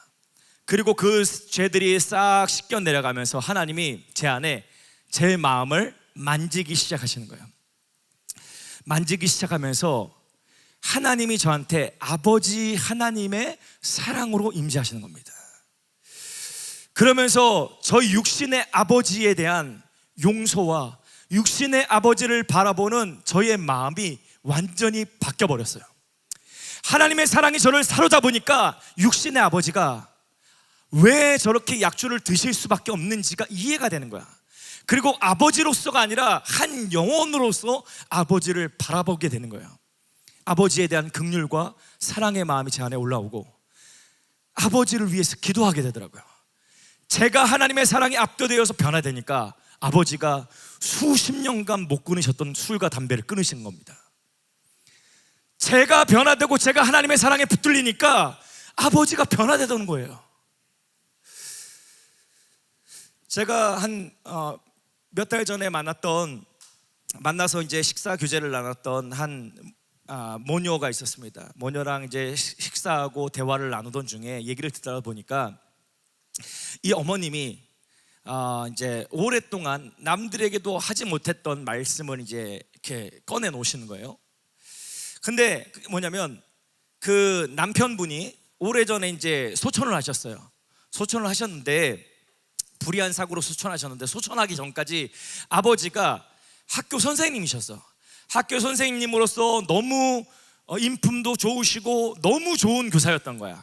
학생들이 막 그 학생회비를 못 내고 뭐 돈이 없으면은 몰래 조용히 가져다가 그 학생에게 못 낸 그 돈을 대신 내주시고, 교복이 없으면 교복을 사다가 이렇게 주시고, 그러니까 학생들이 바라봤을 땐 너무 훌륭하고 존경할 만한 너무 멋진 선생님, 그런 선생님이었어요. 그래서 학교에서 많은 학생들의 존경을 받고 사랑을 받고 온 동네가 그거를 다 알 만큼 좋은 분으로 소문을 났던 그런 선생님이었어요. 근데 이 선생님의 제자들이 점점 이제 졸업을 하고 크면서 성인이 되어서도 선생님을 찾아온 거야. 그래갖고 그 학생들이 선생님한테 술을 이렇게 가르쳐 주셨어요. 학생들이, 성인이 된 학생들이 술을 선생님한테 알려주면서 이제 술 문화를 같이 배우게 된 거야. 근데 이 아버지가 술을 접하기 시작하면서 이제 약주를 드시고 취하기 시작하니까 그때부터 완전히 딴 사람으로 바뀌는 거예요. 집 밖에서는 너무 좋은 사람이고 훌륭한 사람인데 집 안에만 들어오면 그 전에 눌러놨던 진짜 이 죄성이 확 본능이 표출이 되면서 집안의 모든 것을 다 때려 붙이기 시작한 거야. 그리고 막 어머니를 막 때리기 시작하고, 심지어 어머니가 막 배가 불러갖고 한참 배가 불러서 진짜 애가 곧 나올 얼마 안 되는 그런 상황에서도 어머니를 때리셔서 어머니 생각에 애기 유산되겠다, 그런 생각을 하실 정도로 심하게 맞으셨어요. 근데 밖에서는 여전히 좋은 선생님, 밖에서는 여전히 존경받는 선생님이기 때문에 어디 가서 말도 할 수 없는 거야. 그러니까 오랫동안 이 어머님이 혼자 끙끙 앓으면서 교회도 나가보고 나름대로 막 하나님도 찾아봤지만 이게 변화가 되지가 않는 거예요. 그래서 그 괴로운 심령을, 그 딸도 그 스토리를 다 몰랐던 얘기를 거의 40년 지난 다음에 저랑 만나는 그 자리에서 어머님이 말수가 없으신 분인데 얘기를 꺼내시는 거예요. 여러분, 이런 아버지, 이런 남편을 경험한 사람이 하나님 아버지를 찾는다라는 게, 하나님 아버지의 사랑을 이해한다라는 게 참 쉽지 않은 거예요. 여러분, 이 책을 알지 모르겠습니다. 그 김명서 작가님의 눈물도 빛을 만나면 반짝인다, 이 책을 쓰신 작가님은 초등학교 5학년 때 친아버지로부터 성폭행을 당하게 됩니다. 그리고 그때부터 시작된 이 성폭행은 9년간 계속 진행돼요. 이 딸이 성인이 되어서 대학교 2학년 될 때까지, 대학교 진학을 했는데 대학교 진학할 때도 대학교 수업 끝날 때까지 문 앞에서 기다리고 있어. 그리고 끝나자마자 바로 차에 태워서 아무 데도 못 가게 이렇게 집에 데리고 오고, 그리고 그 9년 동안 얼마나 이 딸이 막 가출해 보기도 하고 여기저기 피해 보기도 하고 했는데, 그때마다 기가 차게 이 아버지가 딸이 있는 곳을 알아내서 다시 끌려와고 맞고 또 성폭행을 당하고, 이런 것들이 계속 반복되었어요. 그리고 이 자매님이 어떻게든 이거를 해결해 보기 위해서 아무한테도 얘기를 못했던 거예요. 더 충격적인 것은 그렇게 자신에게 성적 학대를 했던 그 아버지가 목사님이셨어요. 사람들 앞에서는 어머니가 건강이 편찮으셔서 어머니가 병상에 누워 계셨어. 늘 그냥 힘들고 어려운 중에 계셔서, 그래서 성도들이 이해하는 이 아버지는, 야, 몸이 불편하시고 아프신 어머니를, 아내를 돌보는 착한 아버지, 착한 목사님. 그런데 집안에서는 끔찍한 지옥과 같은 일들이 벌어지고 있었던 거예요. 이 자매가 하나님 앞에 교회를 나가게 되고, 가출해서 간 곳에서 그 언니들이 같이 있는 곳에 언니들을 통해서 교회를 다니고, 교회 가서 막 100일 기도를 열 몇 차례 100일 작정 기도를 해보고 막 해보는데도 이 상황이 바뀌지가 않는 거예요. 변하지가 않는 거야. 그러다가 이 자매에게 어느 날 하나님이 빛으로 임하셨어요. 빛으로 임하시면서 소망 없었고 지옥 같았고 죽고 싶었던 이 인생을 완전히 새로운 주님의 사랑으로 변화시켜 주셨어요.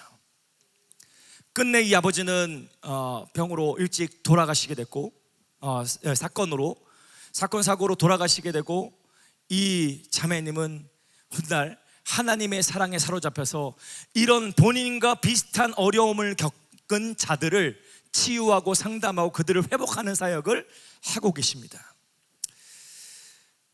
여러분, 오늘 우리도 다 알지 못하게 오늘 우리의 마음에 원수가 뿌려놓은 가라지와 오늘 우리의 인생을 망가뜨려 놓은 원수의 공격들, 도적이 온 것은 죽이고 빼앗고 죽이고 멸망시키려는 그 원수의 일 앞에 완전히 노략질 당한 이 자매님의 삶, 그런 삶에도 아버지 하나님이 찾아오셔서 이 자매님을 만나 주시니까 과거의 수치, 과거에 아무한테도 말할 수 없었던 그 비밀들이 하나님 안에서 온전히 씻겨 내려가고 치유되고, 도리어 본인과 동일한 어려움을 겪는 사람들을 이제 치유하고 그들을 회복시키는 그런 사랑의 통로로 쓰임받게 되었습니다. 여러분, 오늘 이 자리에 저와 여러분들 중에서도 어떤 분들은 이 육신의 아버지를 떠올리면은 그 아버지를 떠올릴 때마다 그냥 미소가 지어지기보다는 공포와 두려움, 긴장감이 드는 분들도 계실 거예요. 오늘 모든 종류의 저와 여러분들, 육신의 아버지로 인하여서, 아버지를 경험함으로 인하여서 생겨난 모든 색안경이 완전히 벗겨지기를 축복합니다. 여러분, 하나님은 오늘 우리의 육신의 아버지와는 다르세요. 육신의 아버지는 때로는 여러분들을 실망시키기도 하고, 여러분들의 약속을 어기기도 하시고, 여러분들에게 책망도 하시고, 여러분들에게 두렵게도 하시고, 아무한테도 말할 수 없는 엄청난 죄를 범하기도 하시지만, 우리 선하신 아버지는 오늘 이 땅의 육신의 아무리 좋은 아버지들도 그 자식에게 좋은 것을 줄 줄 알거든. 하물며 하늘 아버지께서 가장 좋은 것으로 너희들에게 주시지 않겠느냐. 여러분, 하나님은 오늘 우리 가운데 가장 주시기 위해서 오늘 우리를 기다리시는 분이십니다. 우리가 잘 아는 누가복음 15장 말씀, 두 아들이 나오죠. 첫째 아들은 아버지 집에서 최선을 다해 일하는 첫째 아들입니다. 두 번째 아들, 둘째 아들은 아버지가 그냥 건강하게 살아계신데 아버지의 재산을 갑자기 자신의 그 분깃을 달라는 거예요. 당신에게 아버지가 죽으면 돌아올 유산을 미리 물려주십시오. 그래서 그 재산을 받아다가 다 탕진한 아들. 처음에 재산을 받았을 땐 좋았습니다. 신이 났어요. 타국에 가서 내가 이 돈으로 열심히 내 사업을 잘 한 다음에 열심히 진짜 성공한 인생을 살아야지. 그리고 포부를 갖고 떠났어요. 그런데 돈이 많으니까 막 흥청망청 쓰기 시작했는데 하필 그 땅에 흉년이 들면서 모든 가산을 다 탕진하게 됐어. 가산을 다 탕진했을 뿐만 아니라 이제는 직업을 일을 하려고 해도 받아주는 데도 없는 거야. 다 그냥 IMF가 터져갖고 이제는 어디 직장을 구할래야 구할 수가 없는 상황이 돼버렸어요. 그러면서 그냥 돼지들이 먹는 열매들을 그냥 겨우 주워 먹고 마구간에서 막 살고 돼지우리에서 살다가 갑자기 어느 날 딱 생각이 든 거예요. 내가 내 아버지 집에는 그래도 이렇게 돼지 지엽 열매를 먹고 이럴 살 정도는 아닌데 내 아버지 집은 풍족했는데 라고 기억하면서 이제 아버지 집에 돌아가기로 결정합니다. 그래서 누가복음 15장 17절 이에 스스로 돌이켜 내 아버지에게는 양식이 풍족한 품꾼이 얼마나 많은가 나는 여기서 줄여 죽는구나. 스스로 마음을 돌이켜서 아버지께 돌아가기로 결정을 합니다. 그리고 집으로 돌아가죠. 그런데 어떤 일이 일어납니까? 20절부터 24절 말씀 함께 읽어볼까요? 20절부터 24절 시작. 이에 일어나서 아버지께로 돌아가니라. 아직도 거리가 먼데 아버지가 그를 보고 측은히 여겨 달려가 목을 안고 입을 맞추니 아들이 이르되 아버지 내가 하늘과 아버지께 죄를 지었사오니 지금부터는 아버지의 아들이라 일컬음을 감당하지 못하겠나이다 하나. 그 다음에 아버지는 종들에게 이르되 제일 좋은 옷을 내어다가 입히고 손에 가락지를 끼우고 발에 신을 신기라. 그리고 살찐 송아지를 잡아라. 우리가 먹고 즐기자. 이 내 아들은 죽었다가 다시 살아났으며 내가 잃었다가 다시 얻었노라 하니 그들이 즐거워하더라. 여러분 잘 보세요. 아들이 아버지께 와서 아버지께 얘기합니다. 아버지, 내가 하늘과 아버지께 죄를 지었사오니 지금부터는 아버지의 아들이라 일컬음을 내가 감당치 못하겠습니다 라고 얘기했어요. 근데 아버지가 그거에 대해서 대꾸하지도 않아요. 그냥 바로 아들이 그렇게 막 용서를 구하고 아버지 저 이제 아들이라고도 하지 마세요 막 용서를 구하는데 아버지는 그것에 대한 대답을 하지 않고 종들을 부릅니다. 여봐라, 제일 좋은 옷을 내어다가 이 아들에게 입히고 손에 가락지를 끼우고 발에 신을 신기라. 그리고 살찐 송아리를 잡아다가 오늘 우리가 잔치를 즐기자. 여러분, 오늘 이 아들이 나간 후로 이 아버지는 집 나간 아들이 언제 나올까 늘 그 동네 어귀를 서성이면서 동네의 먼 입구를 바라보면서 아들을 기다렸습니다. 그리고 드디어 마침내 아들이 저 멀리서 온 거야. 저 멀리서 오는데 아직 저 입구 어귀에서 걸어오고 있는데 아버지가 갑자기 아들을 보자마자 갑자기 흥분해갖고 막 옷을 들고 막 뛰셨어요. 이스라엘 문화 가운데서 이 옷을 들고 뛴다라는 것은 굉장히 수치스러운 거예요. 그런데 모든 수치스러운 상황도 다 필요 없어. 그냥 그 순간은 내가 잃어버렸던 아들이, 내가 죽었다고 여겼던 이 아들이 내게 살아 돌아왔구나, 그거 하나만으로 그냥 감격해서 모든 신문과 모든 체면을 다 읽고 아들을 향해서 뛰어가는 겁니다. 여러분, 오늘 처음에 우리가 던졌던 질문 다시 한번 던져봅니다.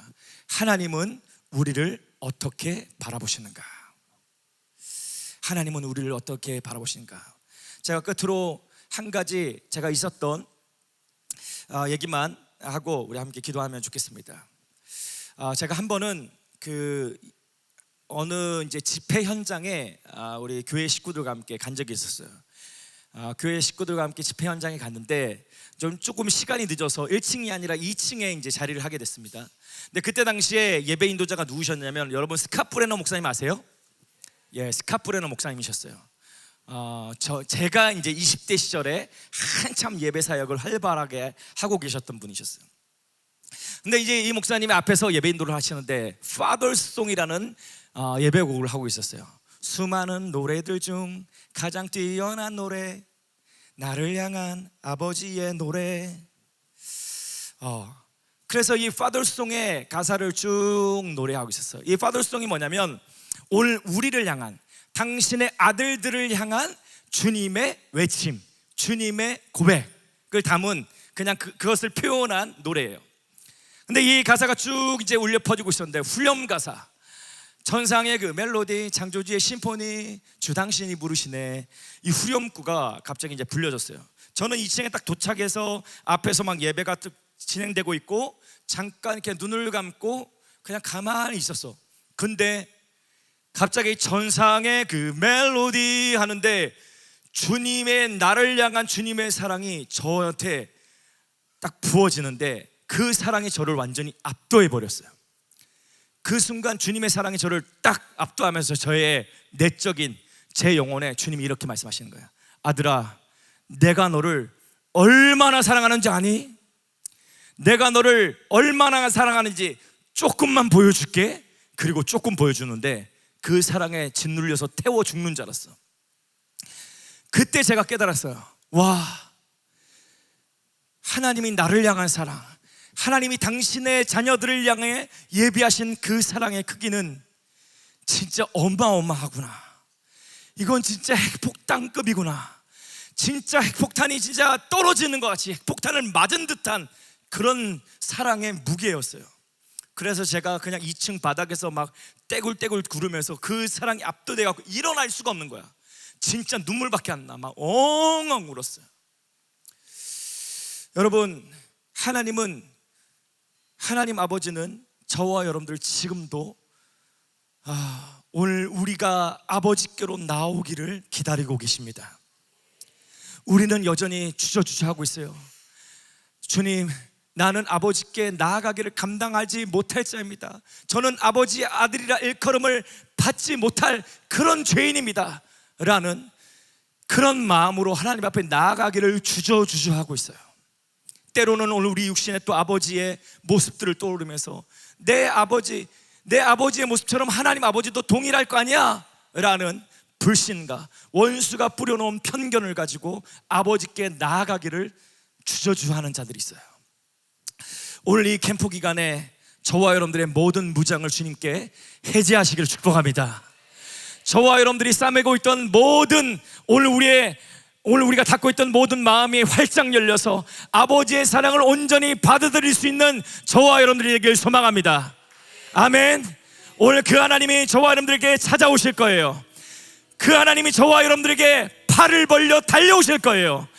저와 여러분들에게 이미 저와 여러분들이 돌아온 그 모습을 보면서 달려와 우리를 안으실 뿐만 아니라 주님이 예비하신 가장 좋은 신을, 가장 좋은 가락지를, 가장 좋은 곳으로 오늘 우리에게 잔치를 베풀어 주실 것이에요. 오늘 그 아버지의 사랑을 경험하는 모든 분들 되시기를 축복합니다. 우리 다 같이 자리에서 일어날까요? 로마서 말씀에서는 이렇게 말하고 있습니다. 자기 아들까지도 아끼지 않냐고 우리 모두를 위해 내어주신 분께서 그 아들과 함께 우리에게 모든 것을 은혜로 주시지 않겠습니까?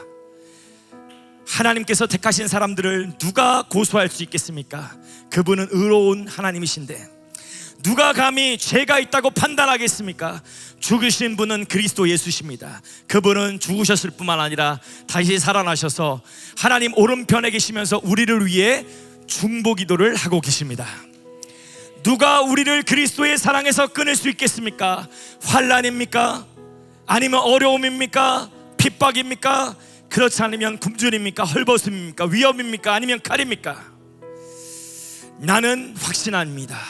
죽음이나 생명이나 전사들이나 하늘에 있는 모든 것, 권세자들이나 현재일이나 장래일이나 어떤 힘이나 가장 높은 것이나 깊은 것이나 그 밖에 어떤 피조물이라도 우리를 우리 주 그리스도 예수 안에 있는 하나님의 사랑에서 끊을 수 없습니다. 아멘. 여러분, 저와 여러분들이 죄가 있다고 해서 저와 여러분들이 하나님 앞에 나아가지 못할 자들은 아무도 없습니다. 저와 여러분들이 때가 묻었다 그래서 하나님 앞에 나가지 못할 자들이 아무도 없음을 고백하며 선포합니다. 여러분, 오늘 이때에 저와 여러분들을 기다리시는 하나님께 그저 마음을 열고 달려가 보시길 축복합니다. 달려가셔서 오늘 저와 여러분들을 향한 아버지의 사랑을 온전히 취할 수 있는 저와 여러분들 되길 소망합니다. 그래서 오늘 이 시간 기도할 때에 하나님, 오늘 우리 안에 하나님을 대적하여 높아진 모든 마음이 온전히 변화되게 하여 주옵소서. 원수가 오늘 우리 안에 뿌려놓은 모든 사단의 가라지들이 벗겨지고 하나님의 사랑을 온전히 취할 수 있는 오늘 우리가 되게 하여 주옵소서. 함께 주여 부르시고 기도하며 나갑니다. 주여.